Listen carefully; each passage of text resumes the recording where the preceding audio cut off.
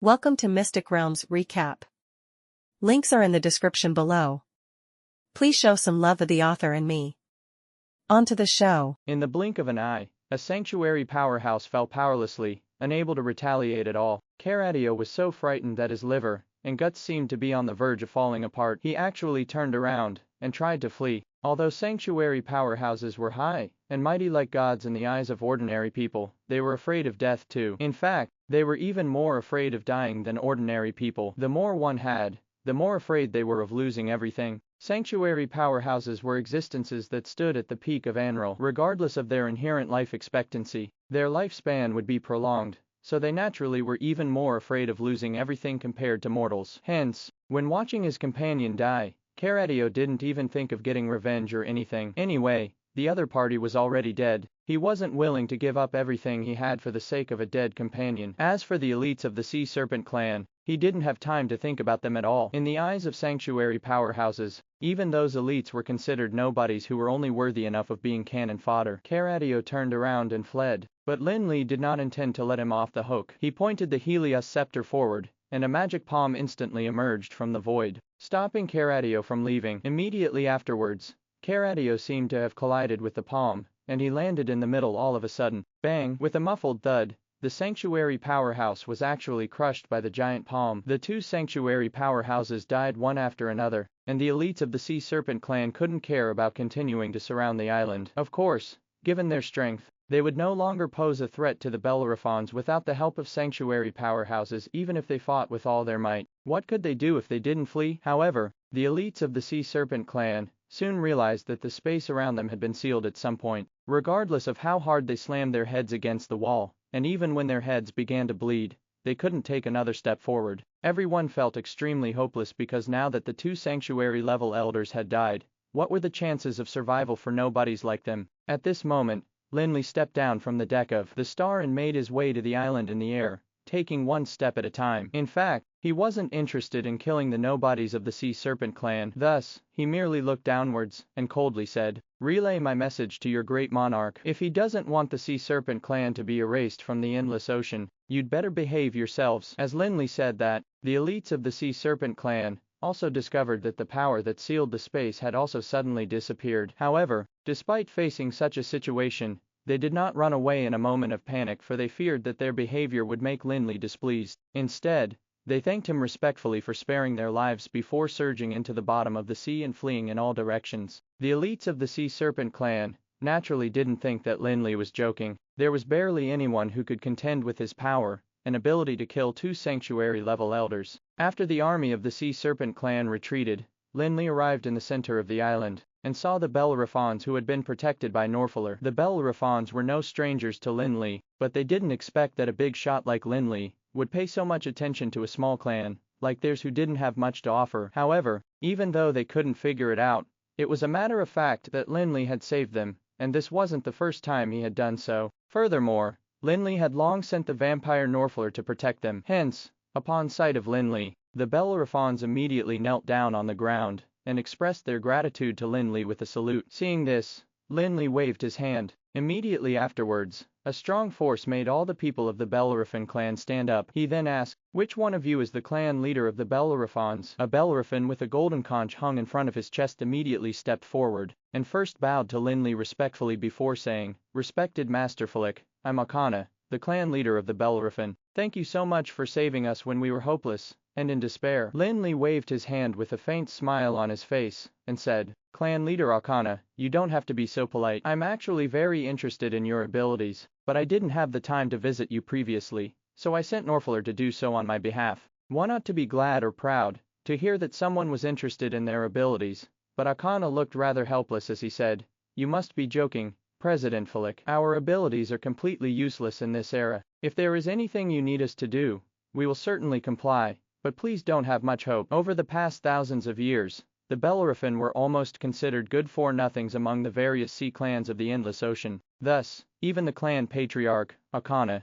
couldn't help but develop an inferiority complex and sound rather humble at the mention of his clan's abilities. Lin Li could tell that Akana was not trying to avoid his request, but rather it was because he truly felt inferior. Hence, Lin Li smiled calmly and said, Clan leader Akana, you don't have to underestimate yourself. The usefulness of your abilities depends on what they are used for. Okay, I will skip the pleasantries and get straight to the point. I hope you can select some people and let them return to the Tower of Dusk with me. In addition, I will give you a letter and you can arrange for your clansmen to go live with the Octopus Clan or the Siren Clan. I believe that they will take care of them on my account. Although the situation of the Bellerophons in the Endless Ocean was not as terrible as that of the Seahorse Clan, they were still pushovers. This time, they had spent all of the clan's savings that had been accumulated over thousands of years during the auction of the Coral Staff at the expense of offending the Sea Serpent Clan. They had done so precisely because they were hoping that they could use it to change the fate of the entire clan. Akana didn't expect that Lin Li, who had already become a household name in the Endless Ocean,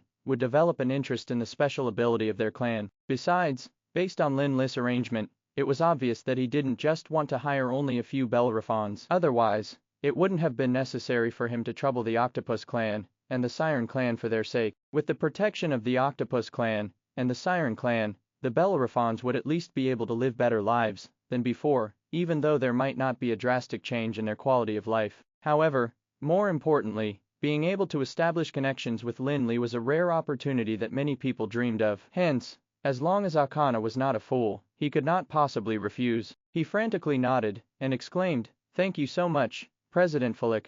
Everything shall proceed according to your arrangements." Akana personally selected 30 Bellerophons, all of whom were said to be the most talented youngsters in the clan. Of course, given the ability of the Bellerophons, the most talented ones were at most only level 5 or level 6. Akana seemed rather awkward when he handed the Bellerophons to Lin Li. However, what Lin Li wanted was not a bunch of strong fighters, otherwise, he wouldn't have approached the Bellerophons. Thus, the strength of the Bellerophons didn't matter to him at all. As long as the Bellerophon had the special ability to incite, they were enough for him. Taking 30 Bellerophons away with him, Lin Li returned to the Star, which then embarked on a journey back to the breezy plains. Norfaller was made to stay behind temporarily to help Akana with making arrangements for the matters of the clan for the time being in case the Sea Serpent Clan hadn't learned their lesson and came looking for trouble again. Norfaller's duties would be completed only when the Bellerophons had moved to the sea area occupied by the Octopus Clan and Siren Clan. Half a month later, the huge vessel, the Star, sailed into the harbor of the Tower of Dusk. Under Lin Li's orders, the shipbuilders on the Star immediately resumed with the construction of a new ship, with a large amount of data from the Star's voyage. Lin Li wasn't satisfied with having just one battleship, and since the Star had passed the test of a long voyage, it was time to use it as a model for new battleships, which Lin Li planned to produce in bulk. The development of the Tower of Dusk in the breezy plains had reached a bottleneck, and if he wanted to continue to grow and develop, he could only do so by expanding beyond the breezy plains. On the mainland, the breezy plains was flanked by the Leaden Kingdom and the Felon Kingdom, so while the Tower of Dusk's businesses could be expanded, the influence itself couldn't really be expanded. Thus, he would have to expand in the direction of the sea and obtain countless resources from it. The idea of developing towards the Endless Ocean was something that came to Lin Li's mind when he was building the Star. When he went to the Gilded Kingdom this time, he had even built a great reputation for himself and achieved great fame that would be extremely helpful to the development of the Tower of Dusk in the Endless Ocean. With his identity as a guru of inscription, there was probably no one in the Endless Ocean who would dare to provoke him easily, be it the Gilded Kingdom, the 7 Overlord Sea Clans of the Endless Ocean, or the Illuminati. Of course, the development of the Tower of Dusk was not the most important thing for Lin Li. Lin Li had a vague feeling that all the mysteries and doubts he had been having were about to be unraveled soon. The most important thing he had to do now was to improve his strength. No matter what the Immortal King was actually intending to do, and regardless of what the mysteries were really about, he would have enough confidence to face everything in the future only if he was strong enough. Besides, for Lin Li, the transformation of the Sky Castle was undoubtedly a crucial factor to improve his strength as soon as possible. Lin Li knew very well that his desire to reach the Divine Realm wasn't something that he could fulfill within a short period of time, so the modified Sky Castle would definitely be of great help to him in the future. Lin Li was the one who designed the original transformation plan of the Sky Castle as a last resort, in response to the lack of sufficient resources for the transformation. Thus, it definitely came with greater restrictions, and many of his ideal facilities and plans couldn't be implemented due to the constraint. Hence, upon returning to the Sky Castle, Lin Li gathered Gavin and the rest, who were in charge of the transformation project, and started modifying the transformation plan for the Sky Castle. After all, things were different now, and even if he put aside the Endless Ocean for the time being, Connor's takeover of the Endless Abyss would provide an abundance of resources for the transformation of the Sky Castle. After making the arrangements for the transformation of the Sky Castle, Gavin reported to Lin Li that an emissary of the Dwarf Kingdom had been waiting in the Tower of Dusk for more than 2 months. Before going to the Gilded Kingdom, Lin Li had given half of the blueprint of the Sky Breaker to the Dwarf Kingdom, and put forward a proposal for them to cooperate to build the Sky Breaker. However, the senior executives of the Dwarf Kingdom were undecided, and had differing attitudes towards the Tower of Dusk, because of the half blueprint of the Sky Breaker. Some thought that they should ask the Tower of Dusk to return the other half of the blueprint, while some thought that they could cooperate with the Tower of Dusk. In fact, some even suggested that they resort to brutal force to snatch the blueprint back from them. In the end, when Lin Li set sail to leave for the Gilded Kingdom, the Dwarf Kingdom finally reached a certain consensus, and sent an envoy to the Tower of Dusk to negotiate about the blueprint of the Sky Breaker. However, at that time, Lin Li was busy, searching for answers and studying the Divine Smith level Mageth. Of course, he didn't have time to meet the envoy. In a meeting room of the Tower of Dusk, Lin Li met the envoy of the Dwarf Kingdom, who had been waiting anxiously for a long time. He was a middle-aged dwarf who had stumpy limbs and a gray beard. President Flick, this is Diason Silverbeard, the envoy of the Dwarf Kingdom, and also the clan leader of the Silverbeard Dwarf clan. Gavin introduced Diason, the Dwarf Kingdom's envoy, to Lin Li after bringing him to the meeting room. Although the Dwarf Kingdom was a kingdom, it was different from the 3 kingdoms of the human race, and was made up of individual dwarven clans. The chief of each clan held an important position in the kingdom, and had a certain authority and say in each of their clans. For example, Odin, the king of the Dwarf Kingdom, was also the chief of the largest dwarven clan, the Thunderbolt Dwarf clan. Of course, apart from the fact that he was in charge of the largest dwarf clan, one of the important reasons that Odin could become the king of the Dwarf Kingdom was because he had incredible strength at the Sanctuary Realm. The Silverbeard Dwarf clan that Diason was from was also one of the top 10 clans in the Dwarf Kingdom. Hence, Diason had quite a high position in the Dwarf Kingdom, and he was an important minister, who was similar to a chancellor of a human kingdom. In fact, at the very beginning, the envoy sent by the Dwarf Kingdom was not Diason, but another dwarf with a lower status, who was also in support of war. After the envoy of the Dwarf Kingdom came to the Tower of Dusk, he once demanded that they return the other half of the blueprint of the Sky Breaker to the Dwarf Kingdom while threatening to start a war if they didn't do so. However, the Dwarf Kingdom didn't expect the Tower of Dusk not to take their threat seriously at all. Not only did they ignore that aggressive envoy, they even began attacking the Dwarf Kingdom's businesses shortly afterwards. If it was just the Tower of Dusk alone, the Dwarf Kingdom might not be affected, but as the Tower of Dusk carried out various operations, the Leaden Kingdom and Felon Kingdom soon got involved too. In particular, the Leaden Kingdom had not only imposed heavy taxes on the various ores exported by the Dwarf Kingdom, but also set up a large number of barriers on the borders of the Dwarf Kingdom. At this point, the Dwarf Kingdom realized that the Tower of Dusk was not a small and powerless force that they could manipulate easily. Immediately afterwards, the Dwarf Kingdom began to investigate and find out more about Lin Li, as well as everything about the Tower of Dusk. However, the information that they found made them even more astonished. It turned out the Tower of Dusk, which they had underestimated, actually shared an extremely close relationship with the top forces of Anral. The 2 major human kingdoms, the Leaden Kingdom and Felon Kingdom, were both powerful forces that were no weaker than the Dwarf Kingdom. However, they were both extremely close to the Tower of Dusk, and they even vaguely seemed to be deferential to the Tower of Dusk. The Dwarf Kingdom did not know what was so impressive about the Tower of Dusk,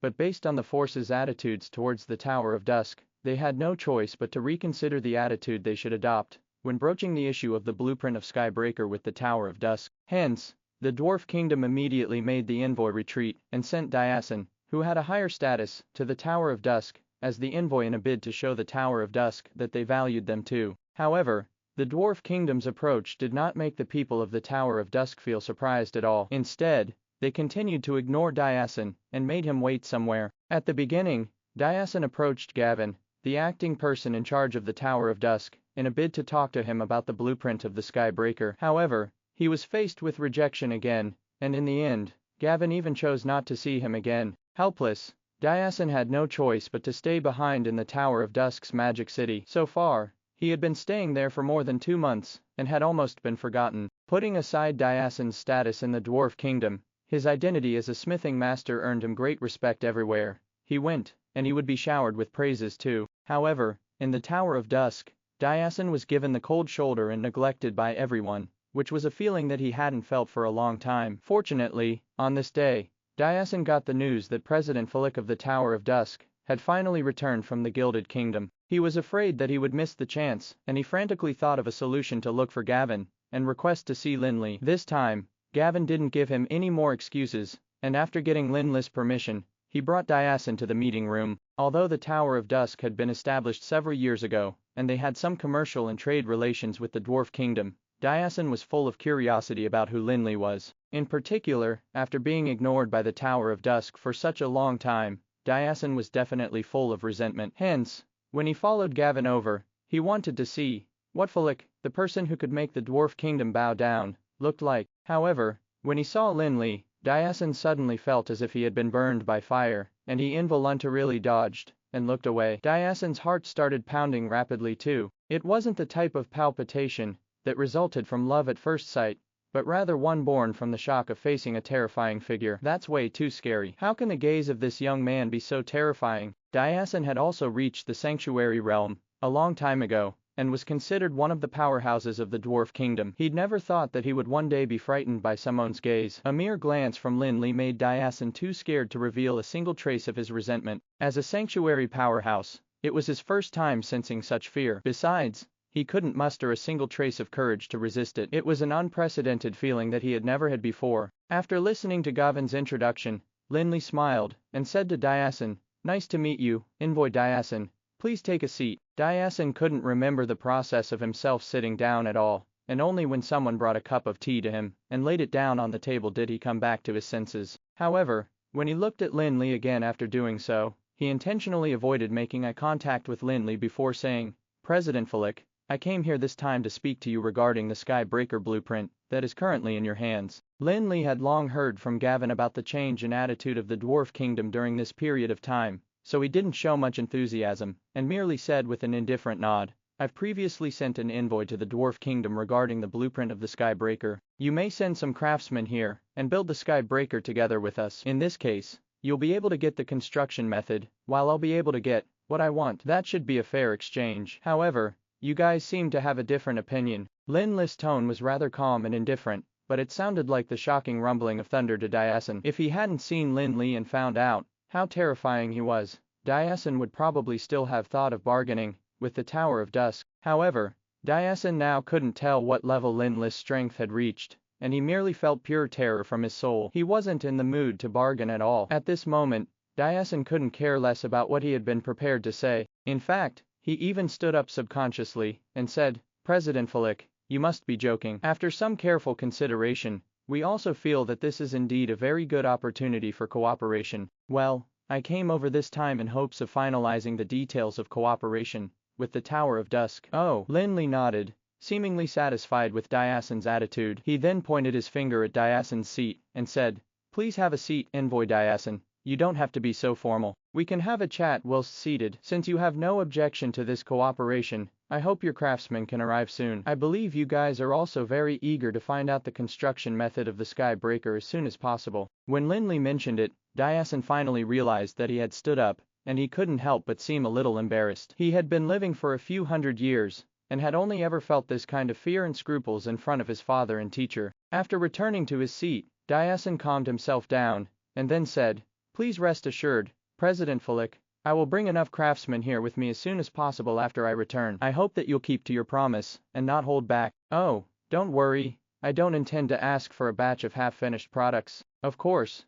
whether or not you can fully master the construction method of the Skybreaker will depend on the talent of your craftsmen," Lin Li said nonchalantly, as if he didn't take the construction method of the Skybreaker seriously at all. After coming out of the meeting room, Dayasin did not stay at the Tower of Dusk any longer, and instead embarked on his trip back to the Dwarf Kingdom. On the one hand, the dwarves were angst and feisty by nature, and on the other hand, he had finally made progress in the negotiation with the Tower of Dusk, after being ignored for more than 2 months. Thus, he obviously wouldn't stay any longer. Dayasin left the Tower of Dusk while Lin Li re-entered the Sky Castle, and continued with the transformation. According to his previous request, the transformation plan of the Sky Castle had been modified, and all they lacked now was sufficient resources. However, Lin Li wasn't worried about the resources. As long as Connorus gained control of the endless abyss, a large amount of resources could be shipped over soon. When the time came, the transformation of the Sky Castle would progress rapidly, and his plan would be realized soon. Seeing that everything about the transformation of the Sky Castle was proceeding according to his plan, the sense of urgency in Lin Li's heart finally eased a little. However, he knew very well that he couldn't put the improvement of his personal strength on halt while transforming the Sky Castle. An increment in his strength, even by a mere trace, would be crucial when the mysteries were unraveled. Therefore, after making arrangements for the Sky Castle, Lin Li headed to the inverted tower below the Sky Castle, and once again entered the meditation land that Garesco had created. He had to calm down and get a peace of mind, in order to consolidate the gains he had made in the Gilded Kingdom during this period of time. Soon after Lin Li entered the meditation land, a large abyssal door suddenly opened in the middle of the Sky Castle, followed by a large number of abyssal demons surging out from the door. However, unlike what one would expect based on common knowledge, these abyssal demons did not kill and destroy everything around them after they came out. Instead, they arranged themselves neatly in a row like an army. Fortunately, Gavin and the others had already received Lin Li's instructions and did not cause too much chaos as a result. However, they had no choice but to pause the modification works in the center of the Sky Castle while activating some mandatory defensive measures. On the other hand, the mages of the Mage Legion got ready for any changes in front of the door under Gavin's lead. Soon after Gavin and the senior executives of the Tower of Dusk arrived in front of the door, a figure suddenly walked out of it. It was Connorus, who had gone to take over the Endless Abyss. Since Mozari had died, the Endless Abyss had lost its master, but Connorus had fortunately obtained Mozara's Heart of Demon, and had learned of it way ahead before the demon lords of the Endless Abyss had. Hence, after he returned to the Endless Abyss, he immediately gained control of the Endless Abyss, after which he suppressed all the demons in one go. After becoming the true Lord of the Abyss, Connorus relied on the spell Lin Li gave him to make the gates of the Abyss open in the middle of the Sky Castle. Afterwards, the abyssal demons that would scare mortals all began transporting the resources from the Endless Abyss to the Sky Castle continuously like physical laborers. The acquisition of the Endless Abyss had undoubtedly brought about great help to the transformation of the Sky Castle. Not only was there a massive number of specialty resources from the Abyss, there was also the massive abyssal demon army. The abyssal demons were almost all close to or had reached the legendary level. However, spurred by Connorus, the new Lord of the Abyss, they succumbed and performed odd jobs. After all, Lin Li's modified transformation plan for the Sky Castle was no longer for a small revamp. In fact, it probably wouldn't be much simpler than a complete reconstruction of the Sky Castle. While technical knowledge and skill were important, physical labor was also mandatory for such a large-scale transformation. The labor used in the Sky Castle in the beginning was provided by the individuals that had been transferred from the various mercenary corps of the Breezy Plains. Not only did Lin Li have to pay them a handsome sum as remuneration, he couldn't put too much pressure on them. However, there was no need to bother about humanity with the abyssal demons, and Connorus wasn't a kind-hearted person, either. He wouldn't be benevolent to the abyssal demons, and would naturally exploit their power to the very end. Now that both the manual labor and resources were available, the transformation process of the Sky Castle immediately sped up by more than 100 times. The appearance of the Sky Castle would change almost every single day, and even the people who participated in the transformation themselves were overwhelmed by the speed of the transformation. Diason, the envoy of the Dwarf Kingdom, gave the important ministers and the king, Odin, a detailed report on everything that had happened in the Tower of Dusk. Initially, the Dwarf Kingdom was extremely annoyed that Diason had been left alone in the Tower of Dusk for more than 2 months, and some of the war supporters even suggested that they resort to force again. However, after listening to Diason's account, they immediately fell silent, especially when they heard how terrifying Lin Li's strength was. Diason was a sanctuary powerhouse, whose strength was already at level 27, yet he was frightened into losing his composure by a mere gaze from President Fulik's eyes. How powerful can that President Fulik be, they wondered. Everyone looked at Odin from the Dwarf Kingdom, and thought that perhaps he was the only one who would know. However, after a long silence, Odin the king of the dwarfs shook his head helplessly, and said in a somewhat low voice, according to Diason, "I'm afraid that President Fulik's strength has already reached the edge of godhood." After hearing King Odin's words, the glimmer of hope that the several of them had vanished. Perhaps they might think that Diason wasn't powerful enough to have a say, but no one dared to doubt Odin's judgment. The dwarf King Odin, who was always known as the strongest warrior of the dwarves, already had strength that was at the peak of the sanctuary realm. Thus, his words were naturally much more convincing. Could it be that we can only bow down to the Tower of Dusk? Someone asked indignantly. It's just a matter of pride. As long as we can get the construction method of the Skybreaker, it'll be worth it regardless of what price we have to pay, Odin, the king of the dwarves, said. In fact, Lin Li's suggestion was rather fair for both parties. The Dwarf Kingdom would send craftsmen over to cooperate with the Tower of Dusk to build the Skybreaker. That way, the Tower of Dusk would be able to obtain Skybreaker, while the Dwarf Kingdom would get the creation method, which was considered a win-win solution. However, the Dwarf Kingdom had been too prideful previously, and they kept thinking that the blueprint of Skybreaker should belong to them, and that the Tower of Dusk should be returning the blueprint to them unconditionally. They would at most give Lin Li some gifts to thank him. They couldn't possibly let Lin Li threaten them into a cooperation. However, it now seemed that the Dwarf Kingdom would come up empty-handed. None of them were fools, and they all knew that the mysterious young president of the Tower of Dusk wasn't someone whom they could deal with on their own. After reaching such a consensus, no one suggested using force again, and they instead handed over the list of craftsmen to the Tower of Dusk. After all, even if the dwarves were straightforward, they wouldn't be willing to let just one clan have the construction method of the Skybreaker. Hence, the name list led to another round of discussion. It took 2 days for the major dwarven clans to come up with an outcome. According to the size and population of the clans, each clan selected a corresponding number of elite craftsmen and grouped them together to cooperate in the Tower of Dusk. Among the craftsmen, there were senior blacksmiths and forging masters, all of whom were talents from various clans. After all, the Dwarf Kingdom wanted to master the construction method of the Skybreakers, so naturally the more competent ones were more confident. Hence, more than 20 days later, the Dwarf Kingdom's team of craftsmen arrived at the Tower of Dusk, which they had to bow down to, under Dyasan's lead. Although Lin Li had already entered Garesko's meditation land at this moment, Gavin and others had already prepared the construction site for the Skybreaker, just as Gavin had instructed. Besides, Lin Li had also left a special notebook covering some of the issues that they might encounter when building it. Lin Li was a smithing guru. In fact, if he had enough time, he could have built the Skybreakers on his own. However, it would take ages, so he needed the Dwarf Kingdom's cooperation. In the beginning, Dyasan was rather worried because, after all, the kingdom's attitude was hostile towards the other party at first, and they even wanted to threaten the Tower of Dusk with force. According to his understanding of the young president of the Tower of Dusk, he knew that he definitely wasn't willing to suffer any losses. However, when Dyasan brought his team to the Tower of Dusk, he discovered that the latter weren't as harsh towards them in terms of hospitality, nor did they make things hard for them. Of course, there wasn't a lively welcome ceremony. At the very least, the treatment that the Tower of Dusk had given them was clearly inferior to what the other forces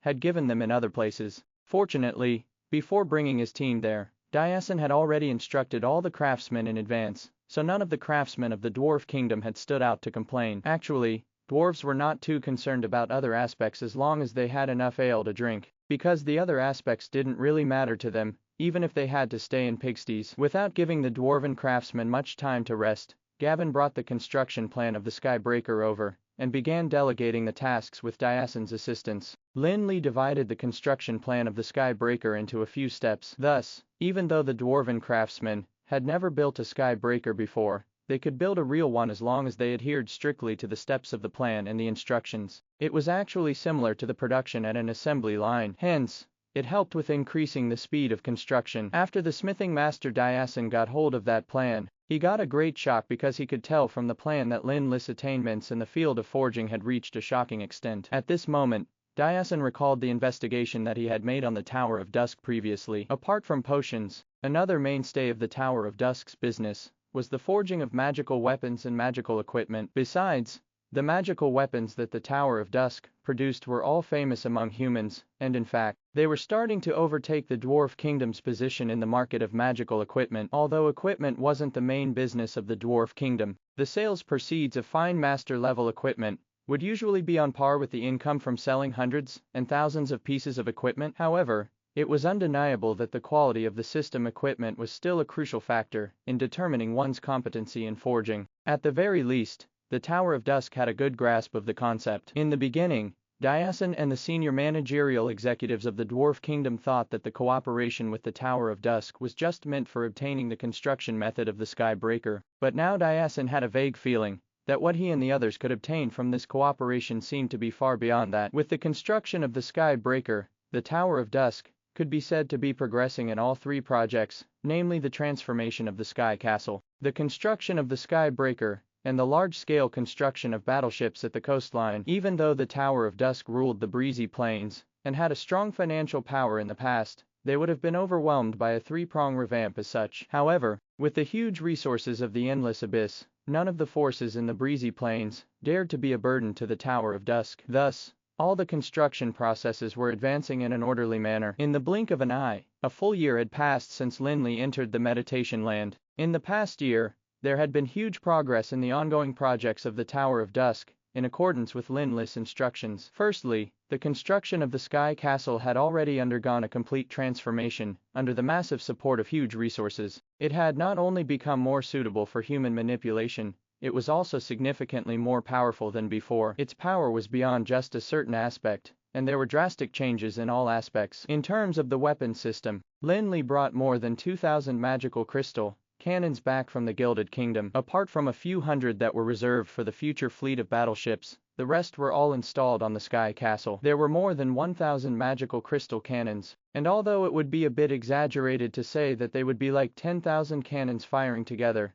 the effects of a simultaneous firing of all magical crystal cannons would still be rather daunting. The power of the magical crystal cannons was undoubtedly massive, and perhaps even sanctuary powerhouses wouldn't dare to face more than 1,000 magical crystal cannons. Apart from the magical crystal cannons, the Sky Breaker that the Tower of Dusk and Dwarf Kingdom built together was a powerful weapon that could destroy even the Sky Castles in the past. Its power definitely wasn't inferior to that of a full-swing attack of a sanctuary powerhouse. If the dwarves had possessed the Sky Breaker after the war at the end of the Dark Age, the distribution of forces in Anral probably would have been different from what it was now. In the past year, the dwarven craftsmen had built more than 20 Sky Breakers with their own efforts, in accordance with Lin Li's arrangement. Even in the opinion of the dwarven craftsmen, who had participated in the construction themselves, such a speed was really incredible. The envoy of the Dwarf Kingdom, Diasen, could already tell from this that Lin Li definitely had profound knowledge in the field of forging. In addition, the craftsmen had inevitably faced all sorts of problems related to forging during the construction process. After all, it was their first time building the Sky Breaker. However, all Diasen had to do was ask Gavin, and he would very quickly get the answers to his questions. At one point, he almost thought that Gavin was the smithing guru. Once, Diasen happened to see Gavin flipping through a thin notebook on the spot to look up some information after hearing Gavin's question. Besides, when he asked about it tentatively, and heard that Gavin didn't have the slightest intention to hide anything, he knew that the notebook was naturally from Lin Li. The young President Flick turns out to be a smithing guru. After learning about that news, Diasen felt like he was in an illusion. Even in the Dwarf Kingdom, smithing gurus were rare, and even the Dwarf King Odin was only at the peak of the master level. However, a young human now actually had impeccable attainments in forging that would make the dwarves ashamed. If he hadn't experienced it himself, Diasen probably wouldn't have believed it to be true. After learning of the situation, and especially after finding out that all the answers to his problems could be found in a tiny notebook, Diasen had no choice but to take his hats off to Lin Li. The magical crystal cannons and Sky Breaker were only a part of the Sky Castle weapon system. In addition, there was also a large number of mageths and mageth arrays.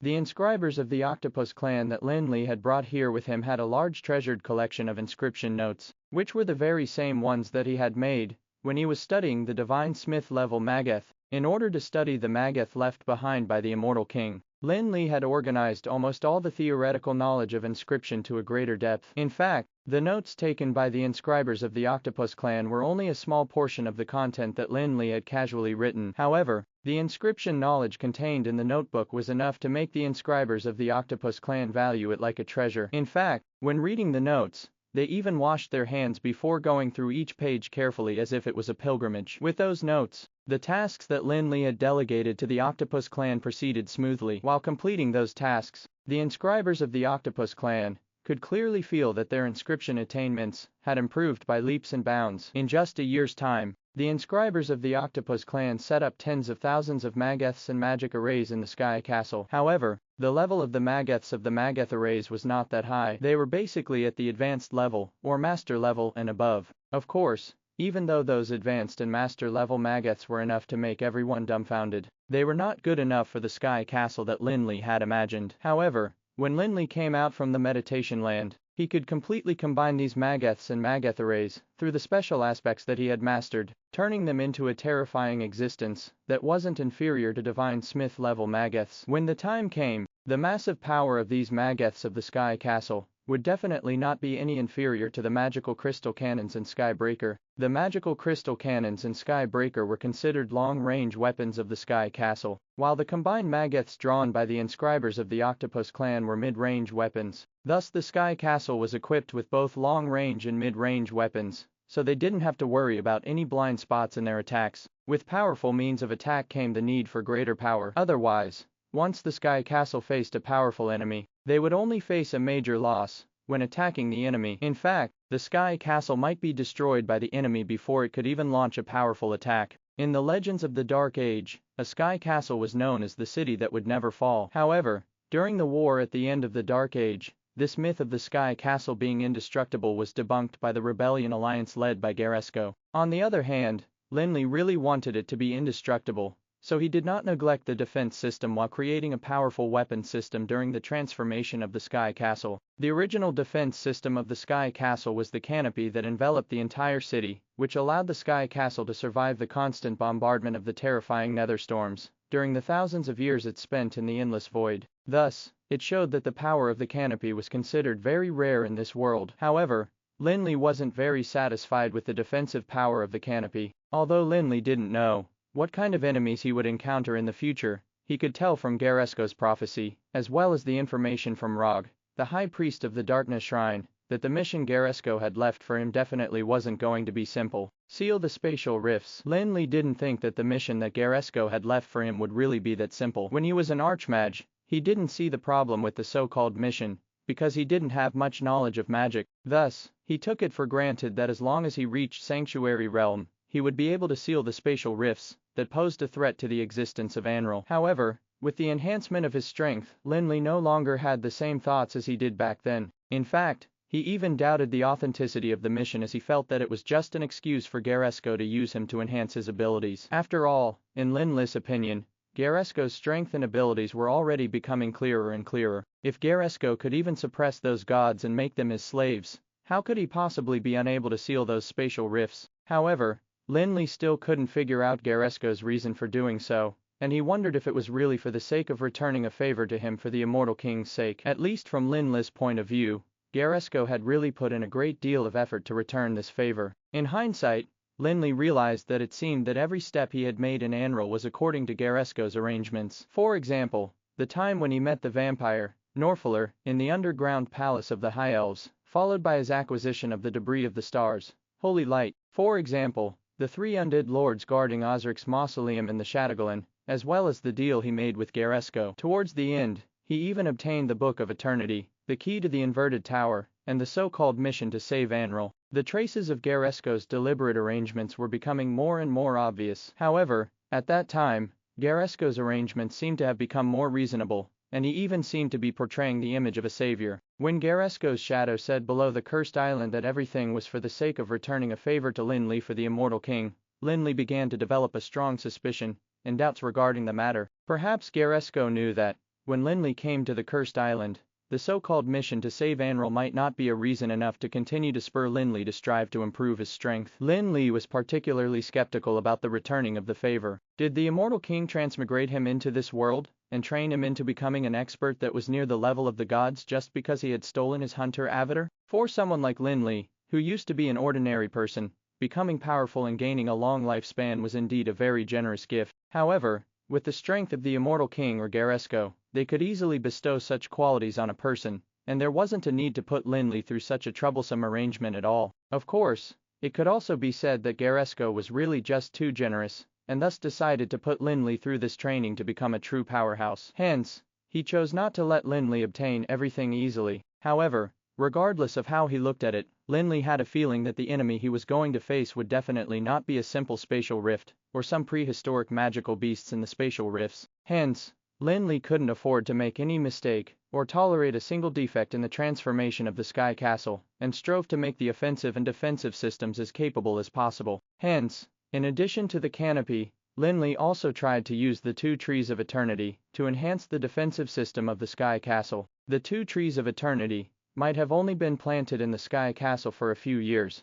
but under Lin Li's special care, they had been growing rapidly. In particular, the special characteristics of the trees of eternity were that one was alive, while the other was dead, both of which formed a cycle. The power that they possessed was far more complicated than the concept of 1 plus 1. In fact, Lin Li remembered that the existence of the two trees of eternity was mentioned in the background story of the Endless World game. Clearly, the current trees of eternity had truly become one, which was the best state for his power to be maximized. Although the current twin trees of eternity had yet to grow to full maturity, the power they possessed was rather impressive. Lin Li naturally couldn't waste such a great power. Hence, he thought of adding the power of the trees of eternity to the defense system of the Sky Castle. In Lin Li's plan, there would be a mage array that was close to the divine smith level revolving around the twin trees of eternity, making them the core of the mage array. Under the effect of the mage array, the power of life and death possessed by the twin trees of eternity would form another barrier of defense under the canopy. The defensive barrier formed by the power of the twin trees of eternity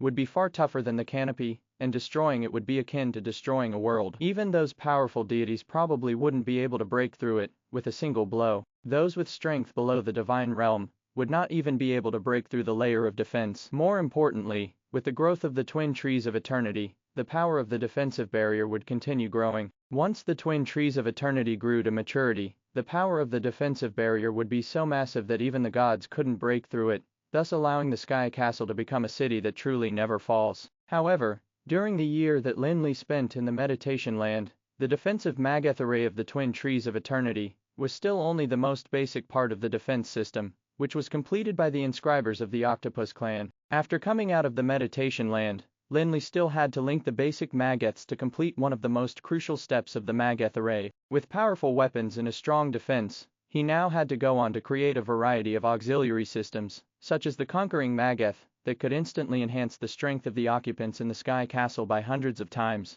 which was the best way to deal with the invading enemy. There was a famous saying that a strong fortress was always broken because of an internal fault, so Lin Li naturally wouldn't make such a low-level mistake. Although he also wouldn't just create another conquering mageth, he had added many other settings that allowed the interior of the city to be as strong as a wall of steel. Magic traps and magic gears were already considered extremely ordinary in the Sky Castle as they were laid out everywhere and could be found in every corner. Even a sanctuary-level assassin like Norfaller would end up facing defeat upon encountering them. The more dangerous thing, which could be called the nightmare of intruders, was the power of the twin trees of eternity. The combination of power of life and death together could put the intruder in an endless cycle of life and death, which would make them feel as if they were experiencing life again and again before finally forgetting everything in the endless cycle. The source of this design was naturally the reincarnation in the myths from the world that Lin Li belonged to before he reincarnated, and was something that didn't exist in Anral. Hence, when the twin trees of eternity grew to a certain level,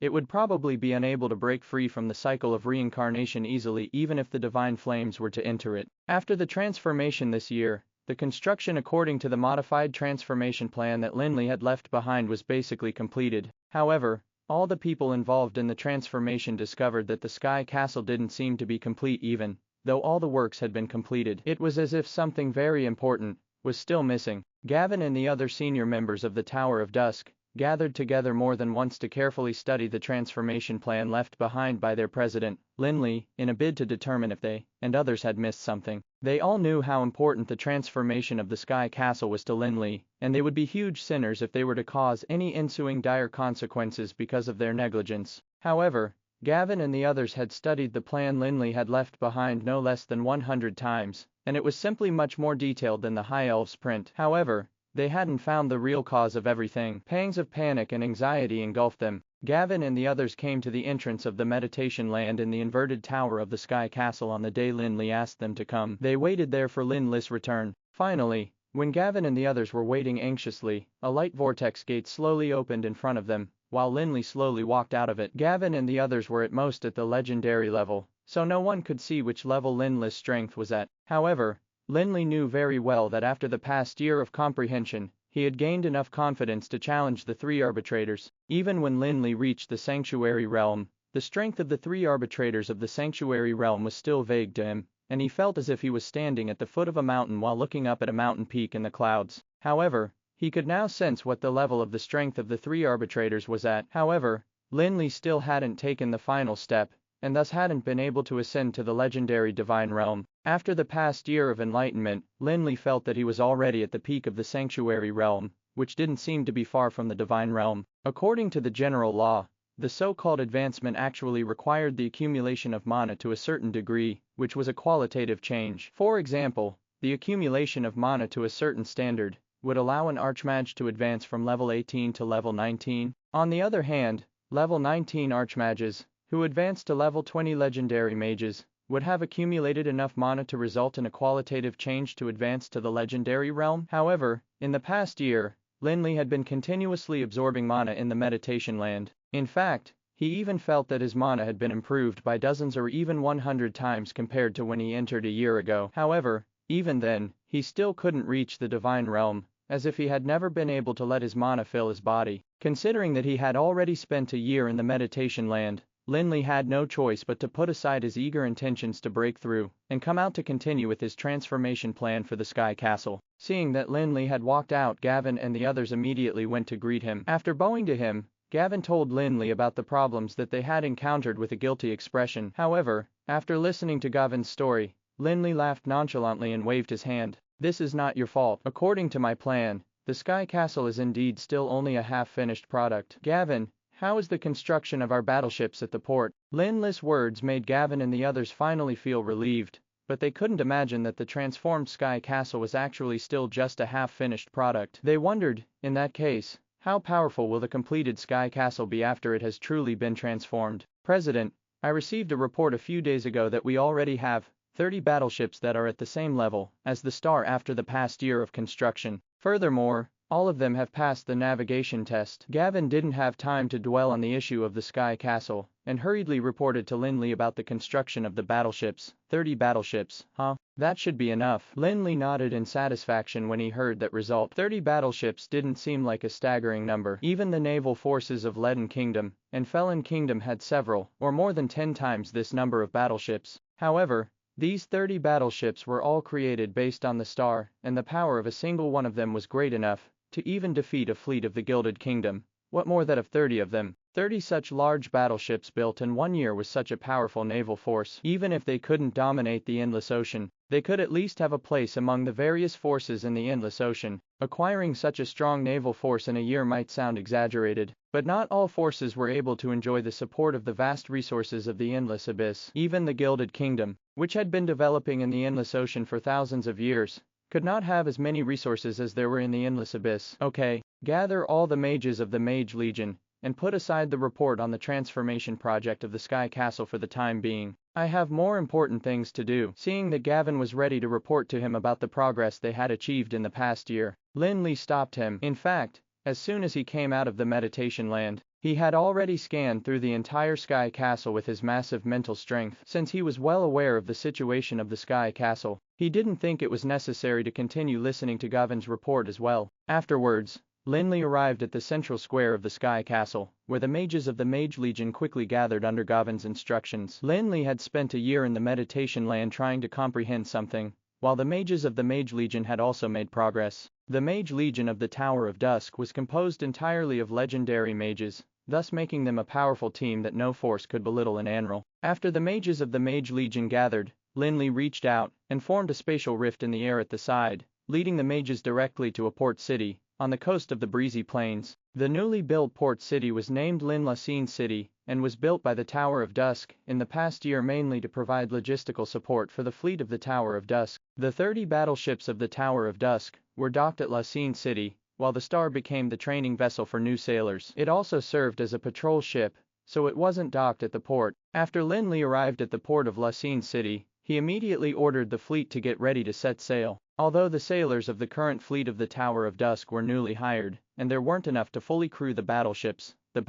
were powered with alchemical technology, so only a small number of personnel was required. Hence, their normal operation wasn't affected. It took only a day for all the battleships to be ready to set sail. Lin Li brought the mages of the Mage Legion aboard the flagship, the Sun King. The flagship had a massive size and powerful attacking and defensive systems, with 4 magical crystal cannons equipped and a sky breaker shipped over from the Tower of Dusk as the main cannon. After boarding the Sun King, Lin Li announced the goal of this operation, and the entire fleet headed in the direction of Cage Island. The main reason for Lin Li's trip was to obtain the corpse of the Dragon of Destruction below Cage Island. The Dragon of Destruction, one of the 5 great dragon aspects of Anral, possessed massive power that was enough to contend against the gods. The existence of the 5 great dragon aspects was precisely the reason that those gods couldn't really descend in Anral at will. Even if they were just casting a projection of themselves, they would still have to be very careful. It was said that when the 5 dragon aspects protected Anral, not only did they forbid any god from entering Anral, they would also immediately drive away anyone who ignited divine fire in Anral. After all,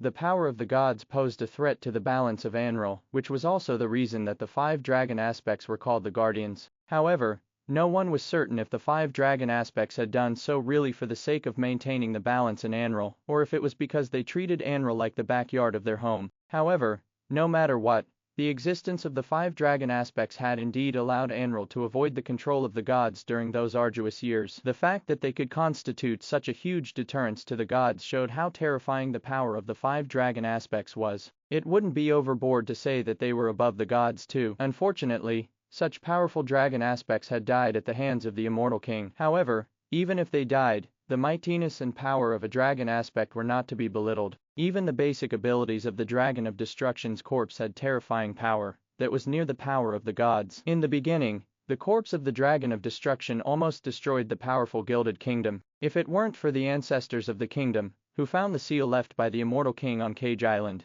the kingdom wouldn't have survived. Previously, Elder Zoomer had invited Lin Li to help them suppress the corpse of the Dragon of Destruction on Cage Island, and it took Lin Li a great deal of effort to do so. The Gilded Kingdom's intention was to use the seal to continuously extract the power from the corpse of the Dragon of Destruction, before injecting it into the savior that they had chosen so as to create an invincible expert, whose strength was close to that of a deity. Lin Li initially intended to trick the Gilded Kingdom, and take away the power of the Dragon of Destruction, in advance so that the Gilded Kingdom would be left empty-handed. However, Lin Li changed his mind later. Not only did he want to obtain the power of the corpse of the Dragon of Destruction, more importantly, he also wanted to get the incredibly powerful corpse. Although there was already a corpse of the Dragon of Destruction in Lin Li's Ring of Endless Storm, it was that of the Dragon of Destruction from the Endless World game. However, according to his vision of the transformation of the Sky Castle, one corpse of the Dragon of Destruction would not be sufficient for the transformation of the Sky Castle to be completed, so he thought of the corpse below Cage Island. The huge fleet of the Tower of Dusk only took 2 days to arrive at the sea where Cage Island was located. 30 large battleships began surrounding Cage Island neatly, and all the weapons were gradually activated. Of course, Lin Li was very clear that even though the battleships were already considered the most powerful battle weapons in Anral, they were still far from enough to deal with the corpse of the Dragon of Destruction. Hence, their main objective in this operation was still to assist Lin Li and prevent the corpse of the Dragon of Destruction from escaping. Although the corpse of the Dragon of Destruction no longer had a soul, and was only left with the basic abilities of its body, running away from danger was precisely one of the instincts of the majority of creatures. On the battlefield, those who could overcome their instinctive abilities would be heroes, while those who succumbed to them would be considered cowards who fled. On the other hand, the Dragon of Destruction no longer cared about things like pride, so it was just behaving instinctively. Hence, with Lin Li's current strength, he wasn't afraid of fighting the corpse of the Dragon of Destruction, but he was worried that the dragon corpse would flee once it realized that something was amiss with the situation. With the power of the corpse of the Dragon of Destruction, even Lin Li would have a huge headache if it really wanted to escape regardless of everything else. Soon, the deserted island that was shrouded in an aura of destruction appeared in front of the fleet of the Tower of Dusk. Lin Li, who was originally standing on the deck of the flagship, suddenly leapt into the air and continuously made a few hand gestures in front of his chest while chanting a short incantation. With Lin Li's actions, the sea around Cage Island immediately surged upwards like it had started boiling. At the same time, dark clouds also gathered in the air quickly, while bolts of lightning flickered between the dark clouds, making the sky switch between bright and dim. Immediately afterwards, several dull roars emerged from the depths of the sea, and it was as if a volcano under the sea was about to erupt. As the seawater boiled and rolled, a wisp of black smoke escaped from the bottom of the sea. However, it then began dissipating and diffusing away like real smoke. It seemed to be rather solid, as if thin black lines that were gradually woven into a large black net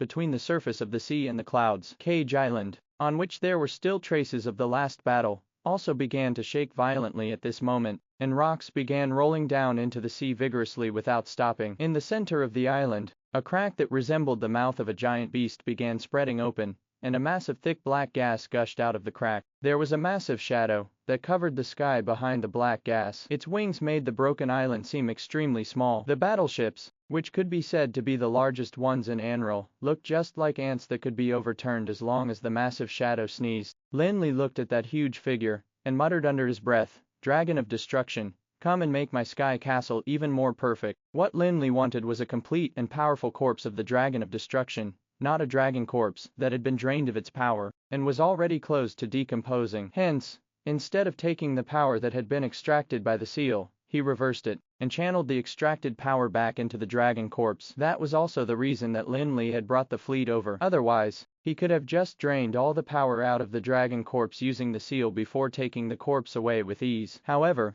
if he were to do that, the dragon corpse would only be a type of material, even though it would still be powerful. At this moment, the mana waves of the corpse of the Dragon of Destruction appeared to be countless times more powerful than it was the last time it appeared. The terrifying menace of the dragon sealed the entire space in an instant, suppressing the fluctuations at the bottom of the boiling sea. If it had been, when Lin Li and Zoomer and others had cooperated to deal with the dragon corpse, it would probably have broken free from the constraint of Cage Island and caused a huge disaster to the breezy plains and even Anral. On the other hand, Lin Li, Zoomer, and the others would only have ended up being the tonic of the dragon corpse. Who knew if they would turn into dragon feces? However, Lin Li's current abilities and strength had already changed drastically compared to before. Even the apparitions of the ancient deities would not be able to pose any threat to him. Howl. Despite the absence of soul willpower, the dragon corpse of the Dragon of Destruction still had a strong sense of pride out of instinct. Although it couldn't remember Lin Li, who had resealed it previously, it could sense the power in Lin Li's body, and instinctively saw Lin Li as its enemy. With the roar of the dragon corpse, the immense menace of the dragon belonging to the Dragon of Destruction immediately darted out towards the surroundings. Under the surge of the menace of the dragon,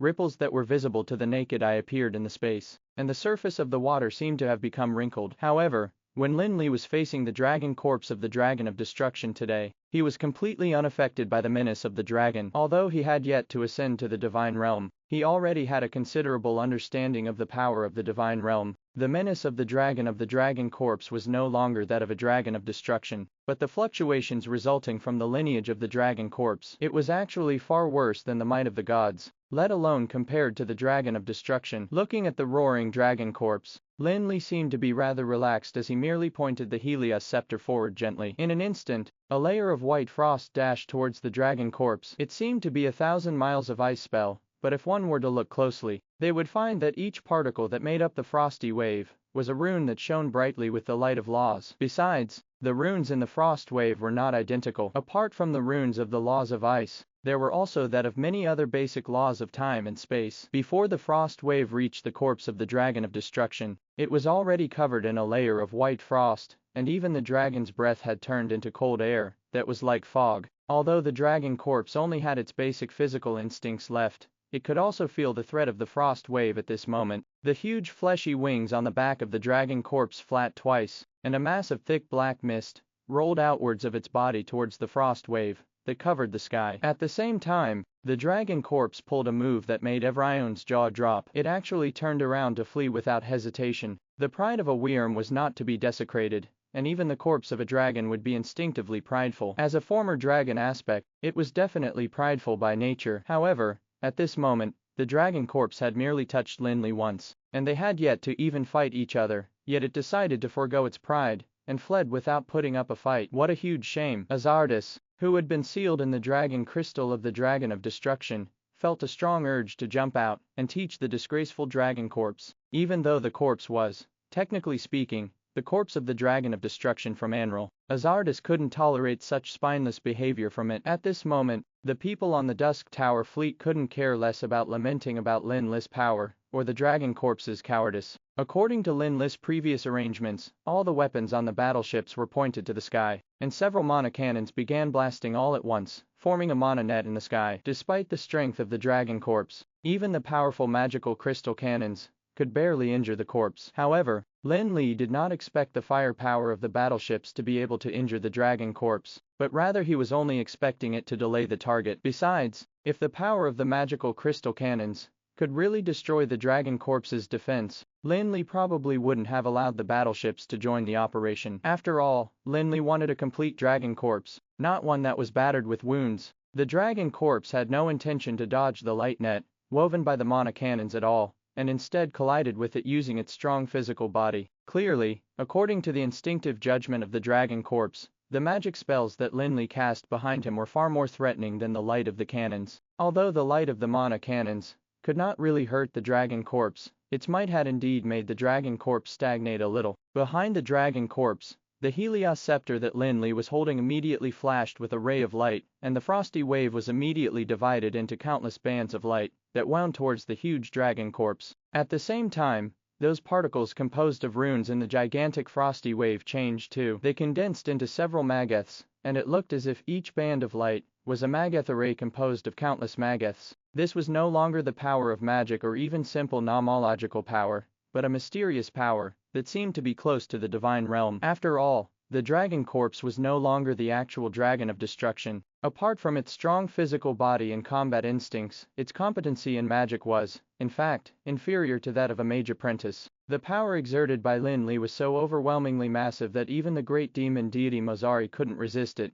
let alone a dragon corpse that only had its basic physical instincts left. The almost infinite magic runes instantly engulfed the dragon corpse and were deeply imprinted onto every single cell of its body. The dragon corpse instinctively resisted the invasion of the magic runes and began rolling and roaring into the sky like it had gone bonkers. The power that emerged from its body spread in all directions like a storm, but as more and more magic runes invaded the corpse, the power that the dragon corpse exerted became weaker and weaker. The dragon of destruction's corpse, which was now bound and restrained by the magic runes, almost turned into a silvery white worm. It gradually lost its power to struggle and began drifting towards the Tower of Dusk involuntarily. From afar, it looked like a large white cloud that was slowly drifting in midair. Seeing this, the people on the battleships finally breathed a sigh of relief, and a peculiar feeling arose in their hearts. When setting off, they were all a bit nervous because they were facing a powerful dragon corpse, after all. However, no one expected that the powerful dragon corpse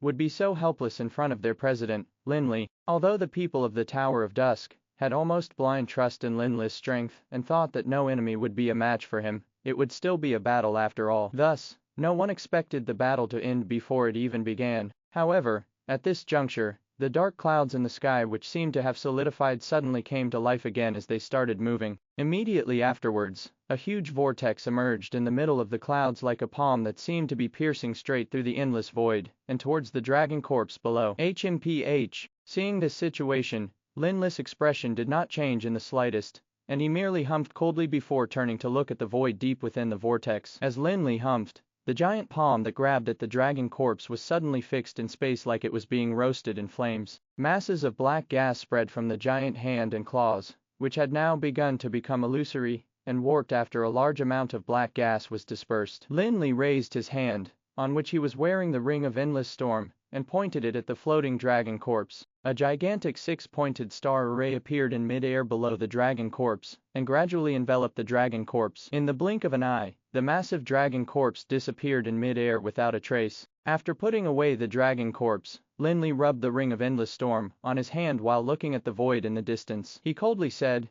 "Nifa, on the account that we have once fought together, I won't hold it against you this time, but don't do this again." Under the vortex in the center of that dark cloud in the sky, a figure also emerged together with the disappearance of the giant claws. The figure was dressed in a black robe and had an evil look on his face. His pupils were as dark and deep as the endless void. It was the black dragon, Nifa, who was supposed to be in the rift of the eternal darkness altar. At this moment, Nifa seemed to be a bit wretched, and his eyes were full of shock when he looked at Lin Li. He didn't expect that the human Lin Li, who was still weak in the rift back then, would actually have such a terrifying strength in a few years' time. Back in the rift of the eternal darkness altar, Lin Li, Nifa, and High Priest Rog of the Darkness Shrine worked together to fight against Flame Dragon Lothar. However, the main forces were the sanctuary powerhouse Nifa and Rog, while Lin Li's strength was almost insignificant. It was not an exaggeration to say that it wouldn't take Nifa much effort to kill Lin Li if he wanted to. Only a few years had passed, but Nifa could feel a terrifying wave of power that made his soul tremble from Lin Li's body. He even compared the current Lin Li with the demigod flame dragon Lothar. It turned out that Lin Li was stronger. Just when Nifa was shocked by the power Lin Li had displayed,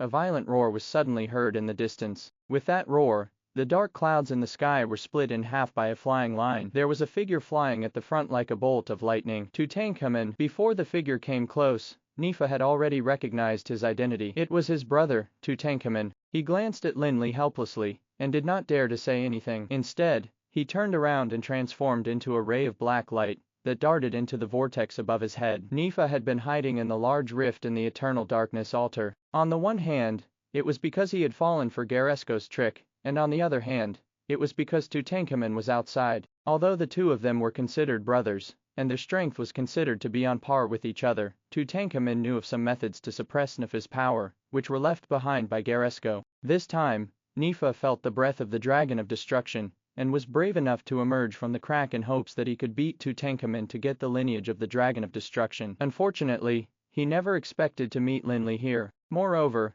Lin Li now possessed a massive power that greatly frightened him. Nifa's figure disappeared without a trace in the blink of an eye, while Tutankhamun, who had rushed all the way from the faraway Black Stone Mountains, finally arrived in the sky above Cage Island. Tutankhamun wanted to continue chasing Nifa until he expelled him into the Spastime Rift, but he didn't expect to meet Lin Li here. Fulik. Tutankhamun suddenly felt a little scared to acknowledge Lin Li's presence. Back in the Black Stone Mountains, Lin Li was still just an archmage, but he didn't expect Lin Li to have become so strong that he could no longer see through him within just a few years. Although Tutankhamun also knew that Lin Li's strength would definitely increase rapidly after obtaining Garesko's Book of Eternity, he didn't expect the speed to be so astonishing. After all, reaching the Sanctuary Realm was worlds apart from reaching the peak of the Sanctuary Realm. Seeing that Tutankhamun was right in front of him, and was looking at him in disbelief, Lin Li nodded with a smile, and said, "It's been a long time since we met, Master Tutankhamun." Now, Lin Li was already certain that the three belongings of Garesko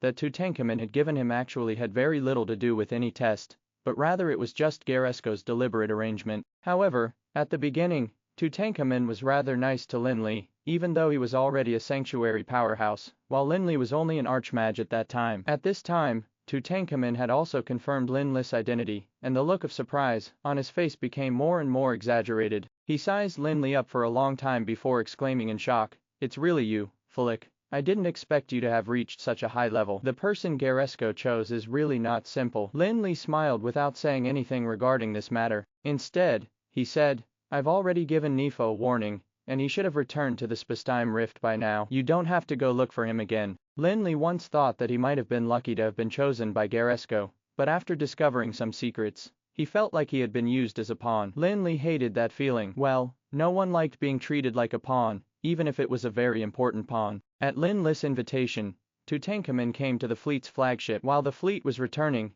the two talked about some issues of the Sanctuary Realm and the Dragon of Destruction. When the fleet entered the port, Tutankhamun finally said goodbye and left to return to the Black Stone Mountains. Through the exchange with Tutankhamun, Lin Li learned that there was actually nothing under the Black Stone Mountains at all. The main reason that Tutankhamun was guarding the Black Stone Mountains was because he had been waiting to hand over the Book of Eternity and the other items to Lin Li as per the agreement that he had made with Garesko. Nifa thought that Tutankhamun was guarding the Dragon of Destruction in the Black Stone Mountains simply because it was once the place where the Dragon of Destruction rested. However, after the Immortal King had completely killed the Dragon of Destruction and sealed it on Cage Island, there was nothing left under the Black Stone Mountains. After sending Tutankhamun away, Lin Li opened a spatial rift, took the mages of the Tower of Dusk with him, and returned directly to the Sky Castle. After returning to the Sky Castle, Lin Li released the corpse of the Dragon of Destruction from the Ring of Endless Storm. However, the body of the Dragon of Destruction was enormous,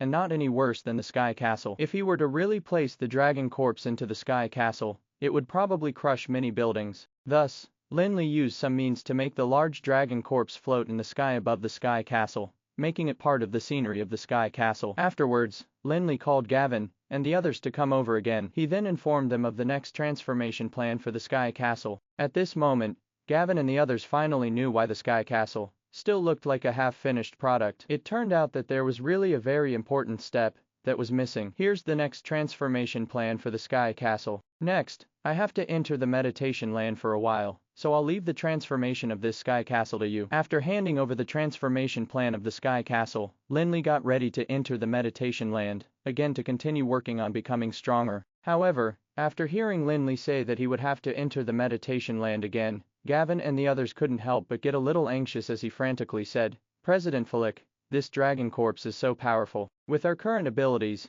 it would be a waste if we don't handle this matter well." Indeed, just like Gavin said, this dragon corpse was not only a dragon corpse, but also the corpse of the dragon of destruction. Thus, when processing the corpse, they had to treat even the scales carefully, and they couldn't deal with the dragon corpse as they would with an ordinary dragon corpse. Even if it was barely processed, it couldn't be used to the fullest of its value. Lin Li had naturally considered that question before. Even though he now had 2 corpses of the dragon of destruction, he couldn't waste it. Hence, after Gavin and the others worriedly raised their questions, Lin Li softly chanted a few incantations, under his breath with a faint smile on his face. Before Gavin and the others could hear what Lin Li said, they saw a flash of light on Lin Li's body. To their surprise, a figure around him, that looked exactly like him appeared. That was a manifestation method, which was similar to the Lord of Darkness, the projection of the Dragon of Destruction in the Abyss, as well as the manifestations of the Immortal King in Garesco. Creating manifestations was not really that profound, as it was a method that even ordinary sanctuary powerhouses could use. However, the power exerted by the manifestation was dependent on the power of the main body. The manifestation had as much power as there was in the main body. For ordinary sanctuary powerhouses, a strong manifestation would affect the power of the main body, but if it was too weak, it would almost be useless. Hence, very few people would create manifestations of themselves. Lin Li didn't use too much of his mana on the manifestation, and had mainly just replicated his knowledge. What Lin Li wanted was a double that could substitute him as a commander after he entered the meditation land, and use the corpse of the Dragon of Destruction to transform the Sky Castle. Thus, the manifestation was at best at the level of an archmage, who had barely any combat ability. Of course, although it was only at the archmage level, the knowledge in its head was just as big as that of Lin Li. With Lin Li's attainment in the field of inscription, it would be easy for it to deal with 1 or 2 legendary powerhouses even if it was only at the level of an archmage. After leaving the manifestation,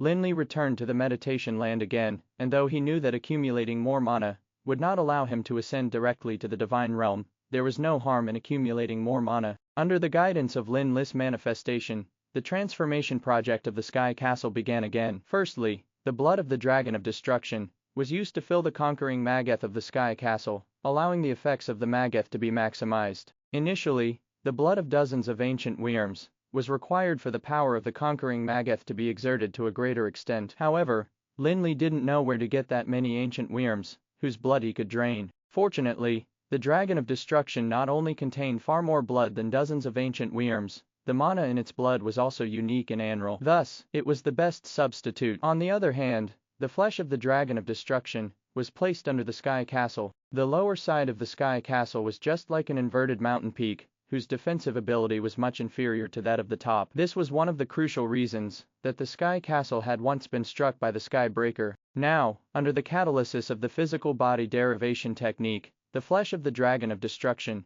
enveloped the entire lower part of the Sky Castle, and the defensive power was immediately increased greatly. Wrapping the body of the Dragon of Destruction around the Sky Castle allowed the defensive power to be almost equal to that of the Dragon of Destruction. The ribs of the Dragon of Destruction were arranged at the edge of the Sky Castle, and the ribs of the 2 dragon corpses surrounded the buildings on the surface of the Sky Castle like giant pillars. There were extremely complicated mageths inscribed on each rib, and not only possessed a strong defensive power, but also increased the power of the Sky Castle's offensive weapons. The spine of the Dragon of Destruction was disassembled into segments, which were then arranged to form bone towers, that were placed on the Sky Castle according to a specific orientation. The magic bone towers formed an even larger magic array together with the existing 36 magic towers. By incorporating the power of darkness and destruction into the magic array, the domain world of destruction could be unleashed. The 2 pairs of fleshy wings of the Dragon of Destruction were each placed on one side of the Sky Castle,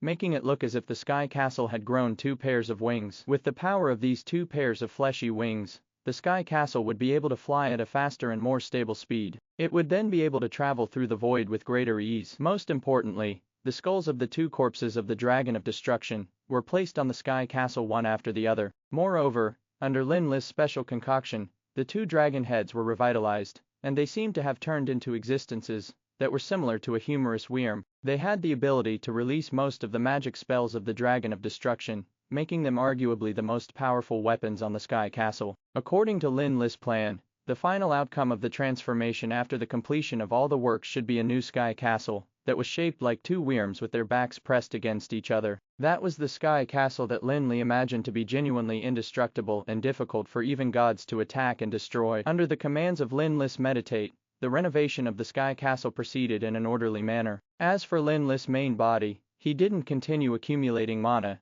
but instead arrived at the gate that led to the next level, which he passed to go to the realm that once led him on the pursuit of the traces of the immortal king. After entering that realm, Lin Li easily found his way to Cursed Island in the waters of the Gilded Kingdom, and entered the underground world, where the gods had been imprisoned. The light-winged angels, ancient titans, and even the incarnations of the Serpent of Light, were still existing in this world, but they no longer caused any hindrance to Lin Li. Soon, Lin Li arrived in the Magic Tower, where the gods were sealed, but this time it seemed that not that many gods had been sealed in the Magic Tower. Garesco's shadow wasn't around, either. It was just like a newly constructed tower that was nothing but empty. However, Lin Li didn't come here to enjoy the scenery again. Standing on the highest level of the Magic Tower, Lin Li silently chanted an incantation, after which his body vanished without a trace in a flash. When Lin Li's figure reappeared, he was still on the top floor of the Magic Tower, but his surroundings were completely different from before. At this juncture, he was no longer in the world that Garesco had replicated, but in the Magic Tower, where the countless gods had been sealed. He was now surrounded by rows and rows of bookshelves, but he had already taken the magic books from the shelves. If it were outside, Lin Li would not be able to enter this place, where the various gods had been sealed, by traveling through space. After all, the power here was enormous and so many gods had been imprisoned, and the strength of the spatial barrier was already extremely exaggerated. Even those gods could not cross the spatial barrier to escape, let alone Lin Li, a sanctuary powerhouse who was merely near the divine realm. However, Lin Li took a turn, and first headed to the world that Garesco had replicated before arriving in the same spatial position. He then used his power to travel through space to enter the Magic Tower in the real world. It was akin to taking the back door, by using the world that Garesco replicated to bypass the powerful spatial barrier, and enter the real world. Upon determining that his vision had been realized, Lin Li heaved a gentle sigh of relief, pushed open the door of the study, and walked towards the lower side of the high tower. When he reached the first level of the tower,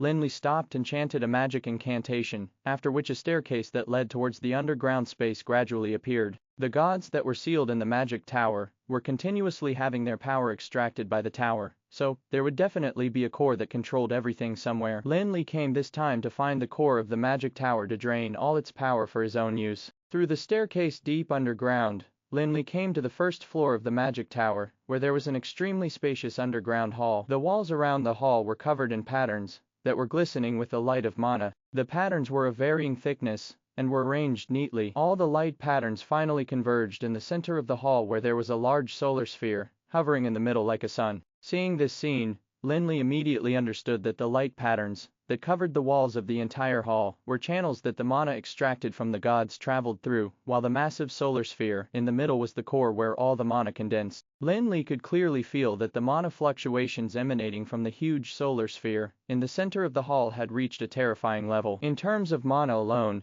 there was probably nothing in Anral that could possess that much mana. Perhaps only the sun that was high in the sky could compare to it. What a waste to leave such a huge mass of mana here. Even Lin Li couldn't help but yearn for the massive solar sphere, after sensing the mana it contained. However, it was almost impossible to take it away. Although the solar sphere seemed to be very stable here, it was because of the existence of the Divine Smith level Mageths. If Lin Li could not make a similar arrangement, and overestimated his abilities by moving it to the Sky Castle, the consequences would probably be as dire as an instant annihilation of the entire Sky Castle. Lin Li was well aware of that, so he didn't intend to take it away, and instead raised his hand to release elemental dragon Xiao Hua from the Dream Garden. Go ahead and absorb as much mana as you want, Lin Li said to Xiao Hua, who kept making noises beside him, as he pointed at the solar sphere. Hearing Lin Li's words, elemental dragon Xiao Hua immediately chirped with joy, and pounced towards the solar sphere in the middle of the hall. The mana in the solar sphere had been drained from gods, and had been accumulating here for thousands of years. Even though a portion of it had been used to seal the gods, the remaining portion was still extremely horrifying. Xiao Hua had already grown past the infant stage, and was now in adolescence. If it were to absorb only the mana of the outside world, it would take at least a few hundred years of time to reach adulthood. However, the solar sphere that contained the power of the gods was simply the best tonic and growth catalyst for Xiaohua, and would allow it to reach adulthood in the shortest possible time. After making arrangements for the elemental dragon, Lin Li returned to the top floor of the magic tower. Just like what he did when he arrived, he returned to the meditation land in the inverted tower to begin his accumulation and comprehension. Another year passed, but it was only a tiny segment of the long river of time. Even for ordinary people, 1 year was considered nothing. During this 1 year period, the transformation of the Sky Castle was already gradually approaching the end. Under the command of Lin Li's manifestation, the two corpses of the dragons of destruction had been perfectly fused together with the Sky Castle. Under the effect of the twin trees of eternity, the dragons of destruction, and numerous powerful forces, the huge Sky Castle appeared faint in the sky, and looked like it was about to break free from the shackles of the world. If this Sky Castle were a person, it would be a powerful demigod that seemed to be about to reach godhood very soon. However, for the rest of Anral, it didn't seem to be a good year. The magic tides in the space became more and more aggressive, which caused the mages who had been relying on the magic tides to improve their strength to finally stop rejoicing. Their glee was replaced by panic and confusion. Although the magic tides could quickly enhance the strength of the mages, and even result in several large-scale developments in the history of magic civilization, there had to be a limit to everything. And when the magic tides surged beyond the threshold and capacity of the mages, it would probably become a huge disaster for them. For example, when filling a container with water, a faster speed would definitely allow the container to be filled sooner. However, when the amount of water exceeded the capacity of the container, and no more water could be added, the container would inevitably break. For mages, the amount of mana that could be accumulated would depend on the realm that they had reached. The higher the realm, the larger their capacity. However, in the situation where there was a rapid injection of mana into the magic tides while the realm of the mage's strength could not be improved at the same speed, the final result would be an outburst. Hence, with the surging of the magic tides and the continuous deaths of mages, almost all the mages in Anral were in danger, and no one dared to meditate casually. Besides, they even tried to find ways to control the influx of mana, because the speed of the influx of mana had long increased beyond the effects of ordinary meditation. The people of the Tower of Dusk had also encountered the same problem. Fortunately, the mages of the Tower of Dusk had a solid foundation, more importantly, because Lin Li had warned them about the danger of the magic tides a long time ago. The mages had long stopped using the magic tide to advance. The other thing that protected them was the Sky Castle. As long as the mages entered the Sky Castle, the defensive barrier formed by the twin trees of eternity and the dragon of destruction would be able to completely block out the effects of the magic tides. However, the mages of other forces couldn't survive the disaster that easily. In fact, this event caused fewer mages to dare to roam the outside world. The ordinary people who did not sense anything also suddenly discovered that the high and mighty mages actually vanished from this world overnight. Besides, the impact of the magic tides on Anral was not only reflected in the bodies of the mages. Under the surge of the magic tides, the laws of Anral slipped into chaos, resulting in an unpredictable climate change. It could be scorching hot one day and snow the other, followed by a thunderstorm the next. Thus, it made even ordinary people feel that there seemed to be terrible changes in this world. All of a sudden, all the people in Anral seemed to be petrified and fearful, be it the mages or even the insignificant ordinary people, who all now had heavy hearts. The Supreme Council, Darkness Shrine, and Brilliant Shrine were the top forces of Anral that could even manipulate the history of the entire continent. Naturally, they were even more concerned about the changes in this world. In response to the abnormal magic tides, several major forces immediately carried an investigation in a bid to figure out the truth behind this phenomenon. On the other hand,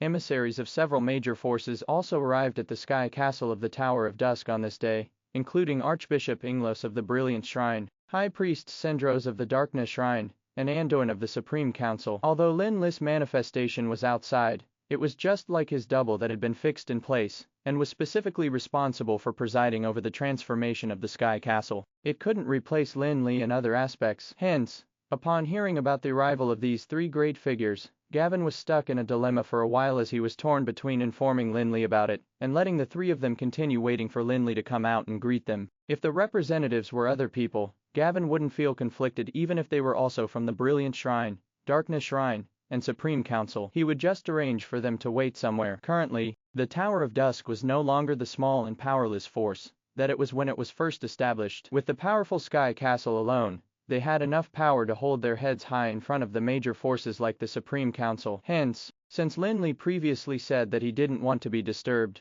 Gavin completely had the right to make visitors wait for Lin Li to come out. However, Gavin knew that the three of them had an unusual relationship with Lin Li, the president of the Tower of Dusk. Inglos of the Brilliant Shrine and Sendros of the Darkness Shrine were Lin Li's old acquaintances, while Andoin, the Speaker of the Supreme Council, was Lin Li's teacher. However, when Gavin brought Andoin and the others to the omniscient tower of the Sky Castle, he discovered that Lin Li had already appeared in the center of the square. Teacher, Archbishop Inglos, Master Sendros, I'm so sorry for not going outside to receive you, Lin Li said to the three of them smilingly. Although Lin Li's attitude was still the same as before, Andoin and the others felt a vague sense of emptiness from Lin Li's body. It was not an emotional detachment, but rather Andoin and the others somehow had a feeling that the Lin Li they were facing belonged to another world. It was as if the person in front of them was intangible and unable to grasp. Looking at Lin Li, Andoin and others were at a sudden loss for words. Lin Li smiled, and while leading the three into the tower, he said, Teacher, you're here regarding the matter of the magic tides, right? Lin Li's words made it easier for Andoin and the others to broach the topic. Yes. You felt the change in the magic tides, haven't you? After the first few magic tides appeared, the black current appeared next. This time, the magic tides are raging so vigorously, and we're afraid that the subsequent black currents will also occur on the largest scale ever. Andoin no longer looked as carefree as he used to be in the past. Instead, he seemed extremely worried. Although Andoin had always been bubbly and carefree, the Guild of Magic under the Supreme Council had suffered heavy losses because of the magic tides. He could no longer bring himself to laugh regardless of how optimistic he used to be. After the last magic tides, a large black current appeared in the Sunset Mountains, and it was dispersed only under the joint effort of the Supreme Council and the Brilliant Shrine. However, during that operation, His Holiness the Pope was struck by the viper's poison. If it weren't for you who gave the Pope an antidote, I'm afraid the consequences would have been unthinkable. Even though the poison in the Pope's body had already been cured, Inglos still couldn't help but have lingering fear when he thought about it. There was probably no one who would understand the terror of the black current better than the Brilliant Shrine. Even a sanctuary powerhouse like Pope Rosario had suffered so much damage in the battle of the black current. Clearly, it was extremely difficult for those below the sanctuary realm to survive battle with the black current. Flick, I believe you're also aware that the Darkness Shrine had once declined precisely because of a disaster similar to the Black Current. However, with the full resistance of the Darkness Shrine and High Priest Raga's efforts, that disaster didn't expand to the extent of the Black Current. However, we suffered heavy losses from it, and were nearly exterminated, said Inglos as he brought up the event that led to the decline of the Darkness Shrine. Lin Li had also heard more details about that incident from Rog and Nifa when he entered the Great Rift in the Eternal Darkness Altar. If it weren't for High Priest Rog, who had used a branch of the Tree of Eternity to delay the awakening of the Flame Dragon Lothar, there would probably have been more than just the Minotaurs and prehistoric magical beasts emerging from the Great Rift. Of course, that was also the reason that the Darkness Shrine's crisis became less famous than the Black Current of the Sunset Mountains after that disaster. If a demigod powerhouse like the Flame Dragon Lothar had emerged from the Great Rift of the Eternal Altar, the disaster it would have brought would probably have been much greater than that brought by the Black Current of the Sunset Mountains. In the Supreme Council's database, there used to be some notes left behind by Garesco, and the three arbitrators conducted a large-scale research based on them. The conclusion that they reached was that the disaster that would occur this time was probably going to affect the entire Anral. In this disaster, no kingdom or race, not even the Gilded Kingdom and the Sea Clans, will be able to survive on its own. Andoin had a grave expression on his face as he talked about the conclusion that the three arbitrators had reached. Through Tutankhamun, Lin Li had obtained 3 of Garesco's items in the Blackstone Mountains. That was actually not a secret at all, and the reason that he had obtained them was likewise known to most of the senior members of various forces. Hence, when faced with this disaster that was about to sweep through Anral and destroy everything, the various major forces all coincidentally thought of Lin Li. Although it seemed absurd to pin all their hope of overcoming such a disaster on a young man in his 20s, Lin Li was the one who was chosen by Garesco. Since Garesco could lead the rebellion and overthrow the powerful High Elves dynasty, Lin Li, his successor, might be able to create a miracle too. However, after hearing the intentions of Andoin and others, Lin Li did not immediately make a stand, but instead began contemplating. In fact, at this moment, Lin Li already had some doubts about the mission that Garesco mentioned. At first, he didn't know how high Garesco's attainments were, and merely thought that it was probably at the peak of the sanctuary realm. Hence, It would be understandable if there were times when Garesco could not do anything about the affairs of Anral. After all, a sanctuary powerhouse was not a god, and even a god couldn't be omniscient, let alone a sanctuary powerhouse, who was still in the realm of mortals. Thus, Garesco made a prophecy about this matter, and deliberately left his legacy to Lin Li in order to help Anral through this disaster. It all made sense. However, Lin Li was now certain that Garesco's achievement was definitely beyond the peak of the sanctuary realm, and perhaps not even the ordinary divine realm. Otherwise, how could he have suppressed gods? Of course, the gods sealed under the cursed island might also be the doing of the immortal king. However, the series of arrangements that Garesco left, including the created world of the inverted tower, were enough to prove that Garesco was probably no weaker than the immortal king. In any case, Garesco's strength should be on par with the immortal king's, and he should also be called a god of gods. Thus, for Garesco, sealing the spatial rift in Anral, and helping Anral survive this prophesied disaster was probably effortless. In that case, why would Garesco leave a hidden disaster behind, and give Lin Li such a mission? If it was just for the sake of urging Lin Li to improve his strength, it would seem too great of a price to pay. If Lin Li couldn't reach that step, wouldn't Anral be in huge trouble? Seeing that Lin Li seemed to be contemplating something, Andoin and others got a little anxious, but they couldn't urge him too much. After all, Lin Li's identity was now different. He was not only the president of the Tower of Dusk, but also the fourth arbitrator of the Supreme Council, who was at the peak of the sanctuary realm. The three of them felt like they were sitting on nails. From time to time, they would exchange glances with each other and look at Lin Li. After a long time, Lin Li finally snapped out of his contemplation, smiled slightly at Andoin and the others, and said, Garesco has indeed predicted this matter, and also left me an incantation to seal the spacetime rift. However, this incantation is very difficult to use, and it also requires the power of that spacetime rift to be released to a certain extent before it can be cast. So, I have some ideas on how to get through this disaster, and I'd like to discuss them with you guys. Lin Li was not babbling nonsense. Sealing the spacetime rift was not the same as mending clothes, and it wasn't as simple as chanting a few incantations. The reason that the spacetime rift appeared was because the laws of Anral had lost their balance. Coupled with the help of some existences in the rift, cracks appeared on the spatial barrier. If Lin Li wanted to close the spacetime rift, he would have to fight against the existences in the rift, as well as a part of the power of Anral. To Garesco, who was like a god of all gods, that was just a piece of cake, but to Lin Li, it would require a considerable amount of effort. Since Andoin and others had come to see him on behalf of their respective forces, Lin Li naturally wanted them to share some of the pressure for him. Lin Li's idea was actually very simple. He would have no issue sealing the spacetime rift, but he would need the help of the major forces to deal with the prehistoric magical beasts coming out of the spacetime rift. Otherwise, if a few overlords like the flame dragon Lothar were to emerge, Lin Li probably wouldn't be able to successfully seal the rift even though he was now at the peak of the sanctuary realm. After some discussion, Lin Li, Andoin, and others basically determined the solution to deal with this disaster. Andoin and the others were finally relieved, and the expression on their faces became much more relaxed. However, in order to make arrangements in advance, they did not delay, and immediately bade farewell. On the way out, Andoin suddenly stopped again, seemingly having remembered something. He turned around, and said to Lin Li, Flick, before I came, the three arbitrators asked me to relay their message to you so that you remember the agreement you have made with them to visit the Sky Garden when you have time. After all, you're still the fourth arbitrator of the Supreme Council. Hearing this,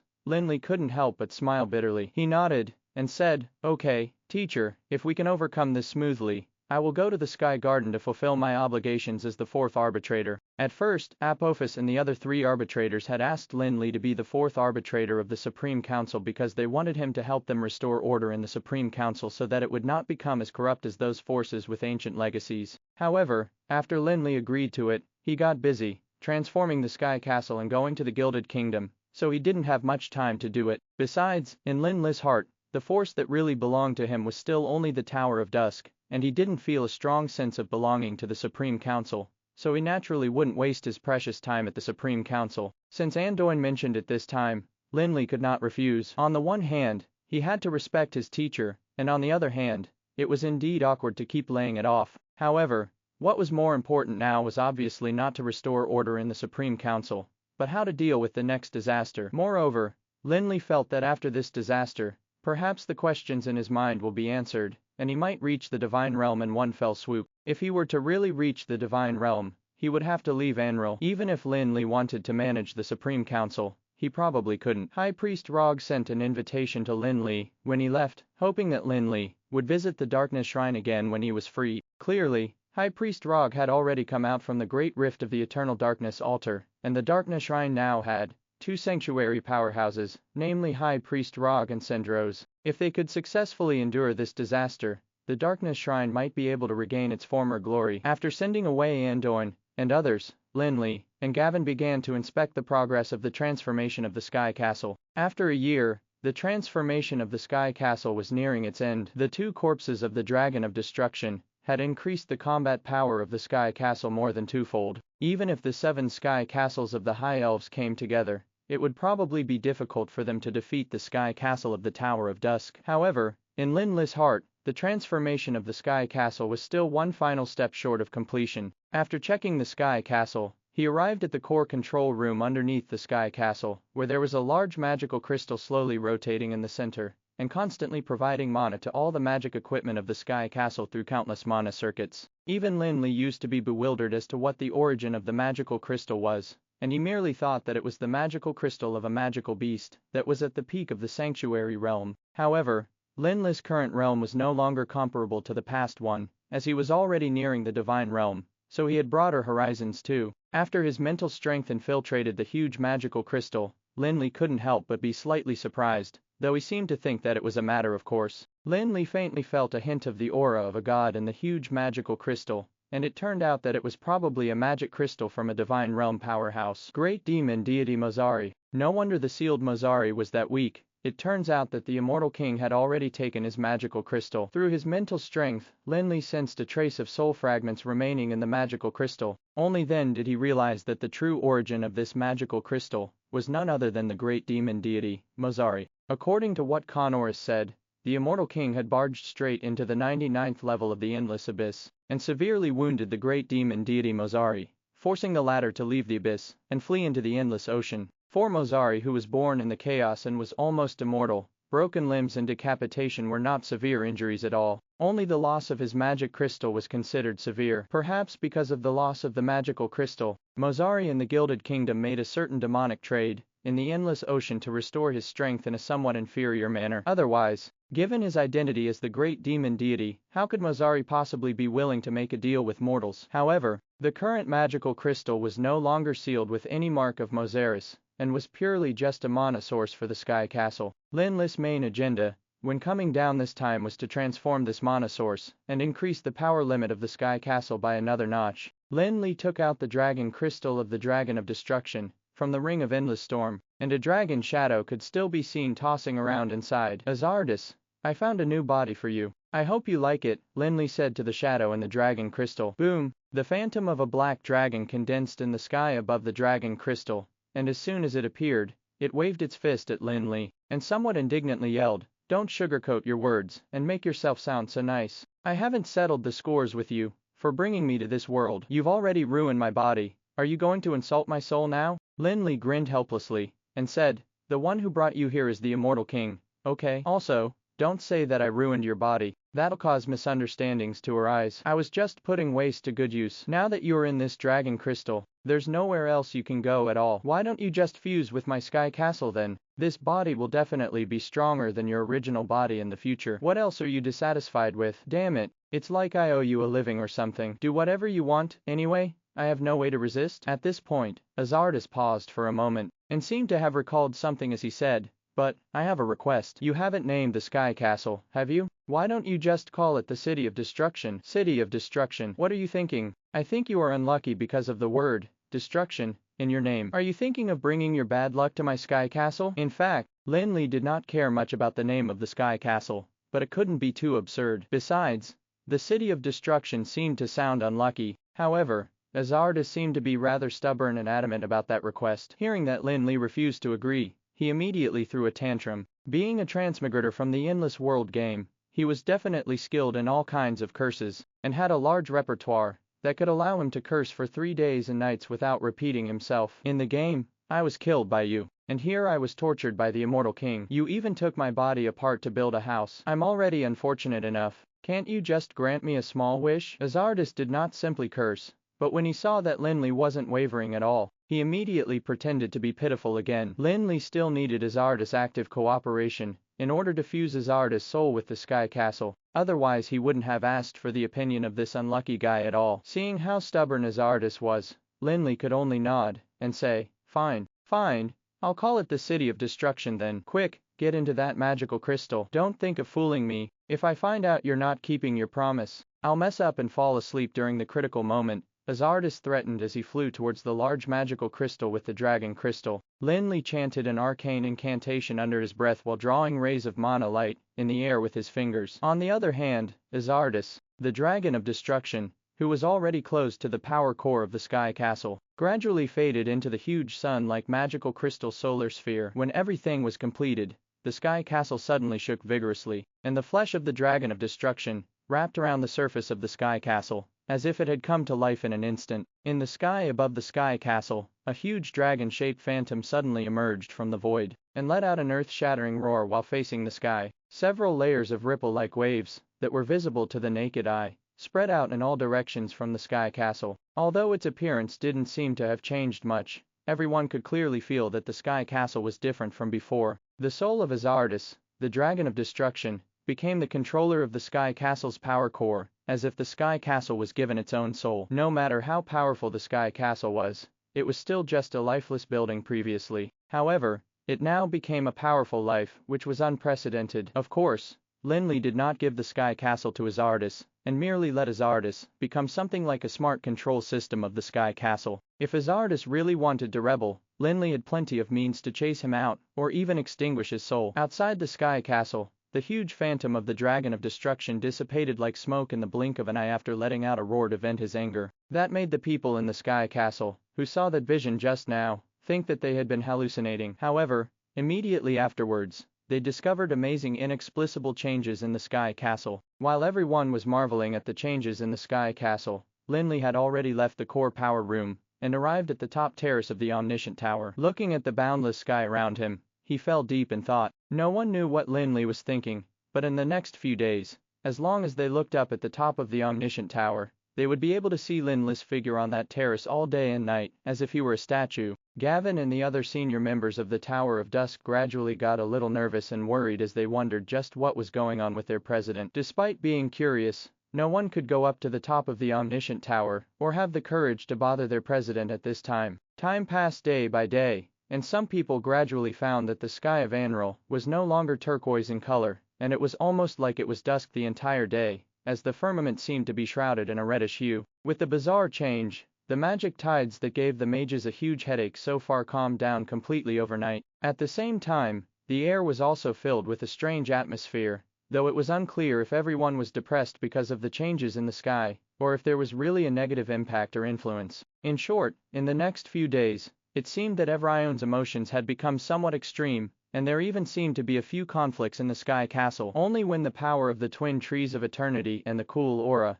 filled the Sky Castle did the people in the Sky Castle quiet down. However, there weren't the same conditions on the mainland as on the Sky Castle. In just a few days, the conflicts that broke out because of trivial matters reached an unprecedented high. Besides, the situation was still developing rapidly, and a large-scale conflict had also broken out even in the Leaden Kingdom and Felon Kingdom, as it seemed that someone was trying to take the opportunity to overthrow the rule of the royal family. Next, disasters like earthquakes, volcanoes, tsunamis, plagues, and so on broke out one after another in various parts of the mainland. More and more people began to spread the word that I was doomsday. Finally, news came from the Darkness Shrine that the Spastime Rift in the Eternal Darkness Altar had opened, and even the Eternal Darkness Altar, which was previously used to suppress the rift, had been sucked into it. However, fortunately, there were two sanctuary powerhouses, namely Rog and Sendros, on the Darkness Shrine side. Besides, Nifa had also reached some kind of agreement with the Darkness Shrine, so the Minotaurs and other magical beasts in the rift didn't give them much trouble. As for the flame dragon Lothar, whose strength was at the demigod level, he had fallen into deep slumber again due to the power of the Tree of Eternity. Thus, when the Spastime Rift erupted this time, Lothar didn't wake up to create trouble for the Darkness Shrine. Currently, the Darkness Shrine was considered quite lucky in this disaster. However, due to the fact that the power of the Space Rift had yet to be fully released, Lin Li didn't seal it immediately. Immediately after that, The black current of Sunset Mountains appeared the next day, and countless magical beasts gathered from all directions to form a horde of beasts that resembled the black current. An even more terrifying thing was that the effects of the magic tides could affect not only humans. Besides, due to the fact that the bodies of the magical beasts were much stronger than ordinary humans, and they could absorb mana from magical crystals, the benefits that the magical beasts gained from the magic tides were far greater than those the human mages enjoyed. In the black current in the Sunset Mountains, the strength of the weakest magical beasts was at least above level 15, and legendary level magical beasts were no longer as rare as they used to be. Although the prehistoric magical beasts had yet to appear, the ones here that formed a black current were already difficult for the humans to resist. Under the orders of the Supreme Council and the Brilliant Shrine, the Leaden Kingdom and Felon Kingdom had already begun to strengthen the defenses in the Sunset Mountains a few months ago. Although the relationship between the two kingdoms wasn't that close-knit, everyone knew that there would be a massive disaster for both kingdoms if the Black Current were to surge into human territories. At the same time, the Brilliant Shrine and the Supreme Council both sent their teams of elites to the line of defense at the Sunset Mountains. However, even though they had already treated this disaster as the most severe one ever, they were still frightened to the point of being rendered speechless after finding out the scale of the Black Current in the Sunset Mountains. According to the scouting we've done the last time, there are nearly 300,000 magical beasts in the Black Current, and the number is still increasing. Unfortunately,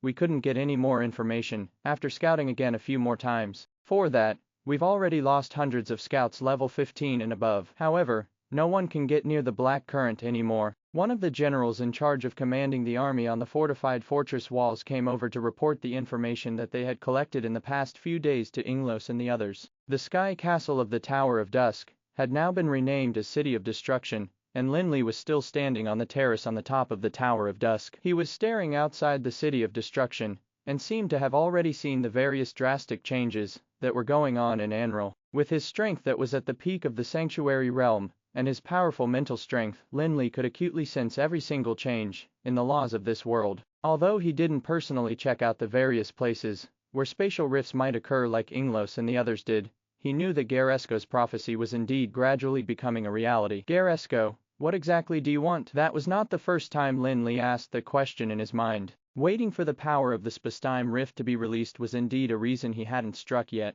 but a more important reason was that he was still troubled by that matter. Although he couldn't guess the answer, Lin Li had a vague feeling that Garesco had arranged all of this for him, with the ultimate purpose of fulfilling the mission of saving the world. While Lin Li was thinking and waiting, the sky finally stopped turning dark as usual, and it was as if dusk was infinitely prolonged. There was no sun nor moon in the sky. There was a sudden tremor, which wasn't like that of an earthquake, but it could be felt even in the City of Destruction in the sky. It was as if Anral was shaking in pain. At the same time, that tremor also caused a whistling sound to appear in the air, even though there wasn't a trace of wind. It was probably the roar of Anral. After 10 days of congregating, the black current of the Sunset Mountains finally surged out of the mountains and towards the human defense line like a flood. However, the strange thing was that all the magical beasts were silent, and they didn't let out a single roar at all. The only sounds that accompanied them were their thunder-like steps. The hundreds of thousands of magical beasts had at least level 15 strength, and the sounds of their steps when they were running made the ground shake violently like there was an earthquake. And the warriors standing on the walls of the line of defense of the Leaden Kingdom and Felon Kingdom seemed to have been affected by the tremor as their legs went limp in the face of the ferocious black current. They couldn't stand still at all, and were swaying unsteadily. However,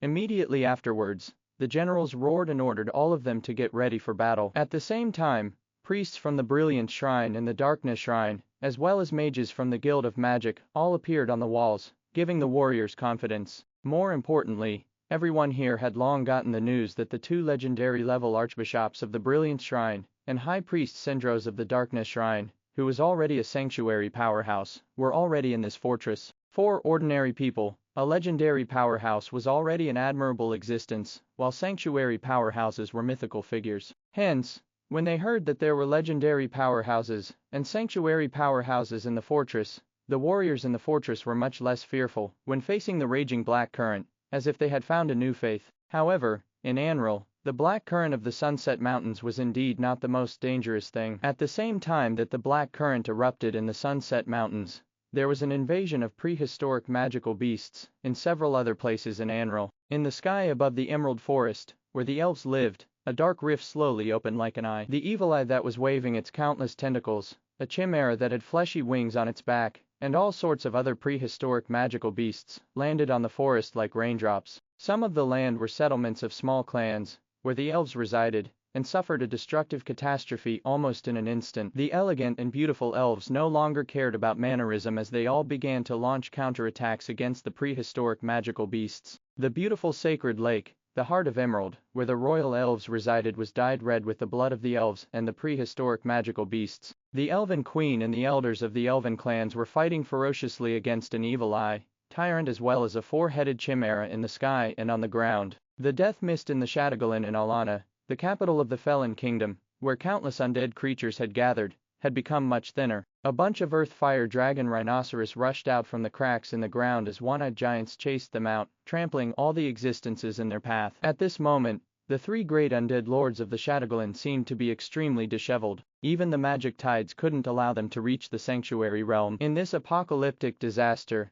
they still seemed too weak. Just as the three undead lords were almost feeling hopeless, a figure suddenly emerged in midair, while a large fireball that resembled the sun charged towards the prehistoric magical beasts. In an instant, a hole was blasted in the originally somewhat densely packed bunch of prehistoric magical beasts. At this moment, the three undead lords finally got a clear glimpse of the person who had saved them. It was Megard, the arbitrator of the Supreme Council, who had been here before. Pope Rosario of the Brilliant Shrine, and arbitrator Apophis of the Supreme Council, could be considered the top powerhouses of Anril. But at this time, both of them had a grim look on their faces, and their eyes were glued to the enemy opposite them. They didn't dare to relax at all. The air in Anril is really not comparable to that of the Rift, especially this overwhelming smell of fear. "I really miss the Rift," said a monster with a human head but a snake's body, that was floating in midair. It was hundreds of meters long, and its head was full of densely packed venomous snakes. This human-headed snake-bodied monster was Queen Medusa, that existed in myths and legends. Her strength had reached the level of the demigods, and she was truly an old monster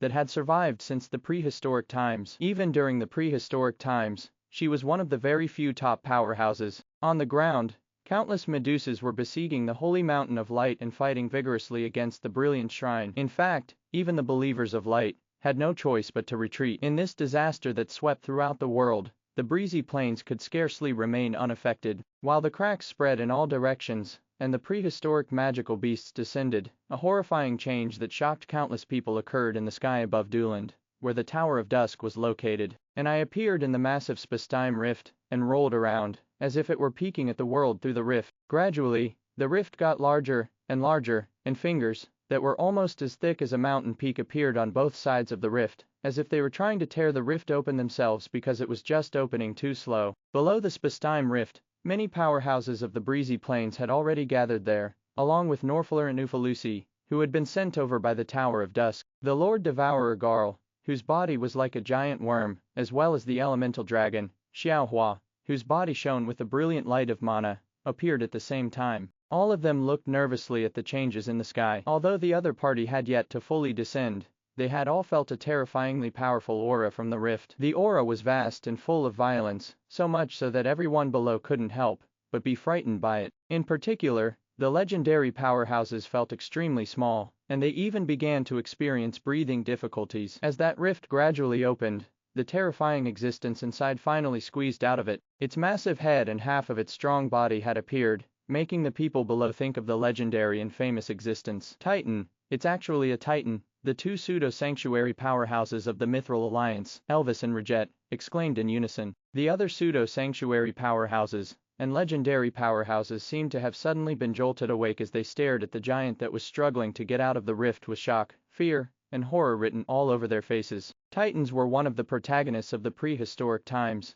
who had once fought the ancient Wyrms for the rulership of Anril. It could be said that during the prehistoric times, the Titans and the ancient Wyrms were the most powerful races. Although there were many top powerhouses among the other prehistoric magical beasts, their overall strength was still no match for these two top races. However, after the end of the prehistoric times, the ancient Wyrms still had some descendants, but the Titans had almost completely disappeared from Anril. No one expected that the Titans would reappear in Anril tens of thousands of years after the end of the prehistoric times. "It's a Titan," Lin Li said as he stood on the terrace of the Omniscient Tower, While looking at the giant that was breaking free from the rift in the distance, he thought about what the flame dragon Lothar had once said. When stopping the flame dragon Lothar from entering Anral, that old dragon, which had been sleeping for countless years, had once roared and tried to compete with the Titans again. However, at that time, Lin Li and others thought that the old dragon Lothar was either dazed from sleeping for too long, or had become senile. They didn't believe that there was a single surviving Titan at all. However,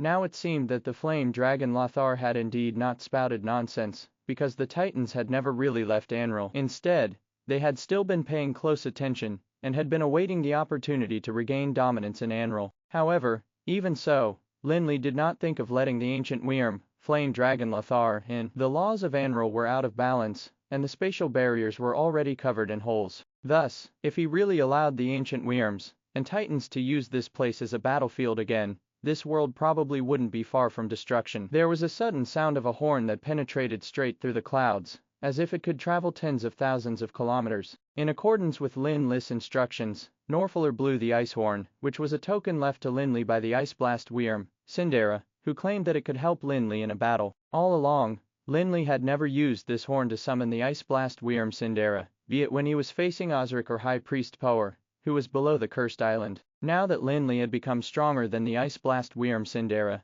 there was no longer a need for him to retain this horn as a trump card. Not wanting to let it go to waste, he handed it to Norfaller, and asked him to use the power of the Ice Blast Wyrm accordingly in correspondence to the situation. As the horn sounded, the surrounding temperature suddenly plunged significantly, and a silvery white dragon then emerged from the void, and appeared in the sky. Before Sindera could ask about the reason that he had been summoned, his attention was immediately attracted by the Titan in the rift as soon as he appeared. "It's the Titan, Urisan's." Sindra called out the name of that Titan immediately. Clearly, he had already known the Titan since the prehistoric times. At this moment, the Titan also stopped moving, and looked down at the Ice Blast Wyrm Sindera. He said in a thunderous voice, "Sindera, I didn't expect you to have become like this after such a long time." Sindera had already lost his body. Although he had somehow condensed a body with the power of the Sanctuary Realm, there were still obvious differences. After discovering the change, the Titan spoke in a contemptuous tone, clearly gloating over Sindra's unfortunate plight. The ancient Wyrms and the Titans could be said to be at odds against each other. Countless wars had broken out between them in the prehistoric times, and countless members of their races had also died,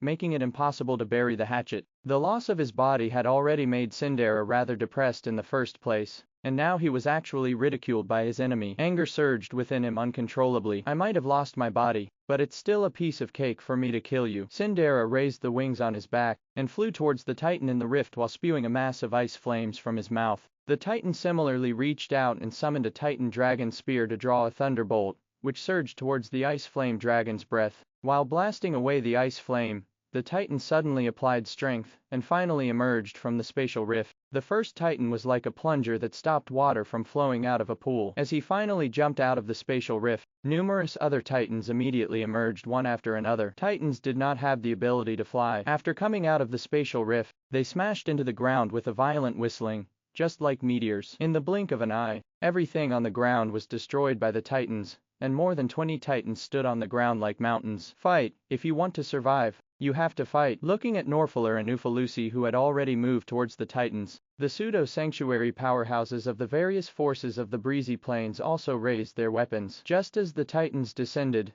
Lin Li, who had been standing as quietly as a statue on the terrace at the top of the City of Destruction, finally moved too. However, Lin Li didn't go over to provide support for the people of the breezy plains, nor did he go to any of the battlefields that the people of the Felon Kingdom and Leaden Kingdom were fighting in. Instead, he maneuvered the Sky Castle and moved it to the Great Whirlpool, where the Tree of Eternity was said to have collapsed. Legend had it that the Great Whirlpool appeared on the ground because Garesko destroyed the High Elves' Tree of Eternity. No one knew exactly where the Great Whirlpool led to, and no one had ever gotten out alive after entering it. Thus, the Great Whirlpool was definitely one of the most dangerous places in Anral. However, due to the fact that no terrifying life forms had emerged, no one really paid attention to it. Lin Li remembered getting a message from Berhir's soul when he was in Prince Berhir's mausoleum. It stated that he could find the weapon he had used in the Great Whirlpool. Although Berhir's soul had treated Lin Li as the immortal king, Lin Li was certain that the weapon should be the Stars of Fury that he was looking for. Besides, Lin Li had clearly sensed that a great rift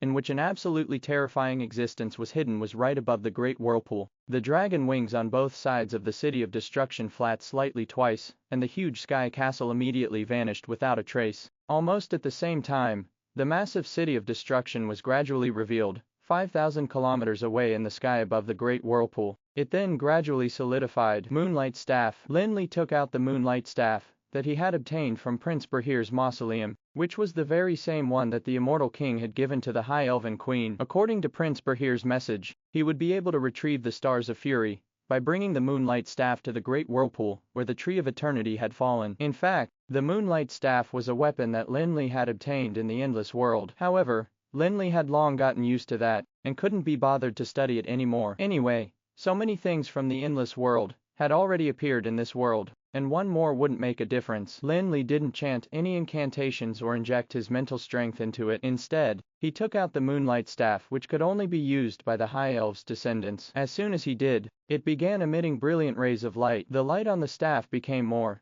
and more dazzling as it began to spread everywhere, shrouding the massive great whirlpool. Thank you for watching Mystic Realms Recap. Please like, share and subscribe. Have a great day.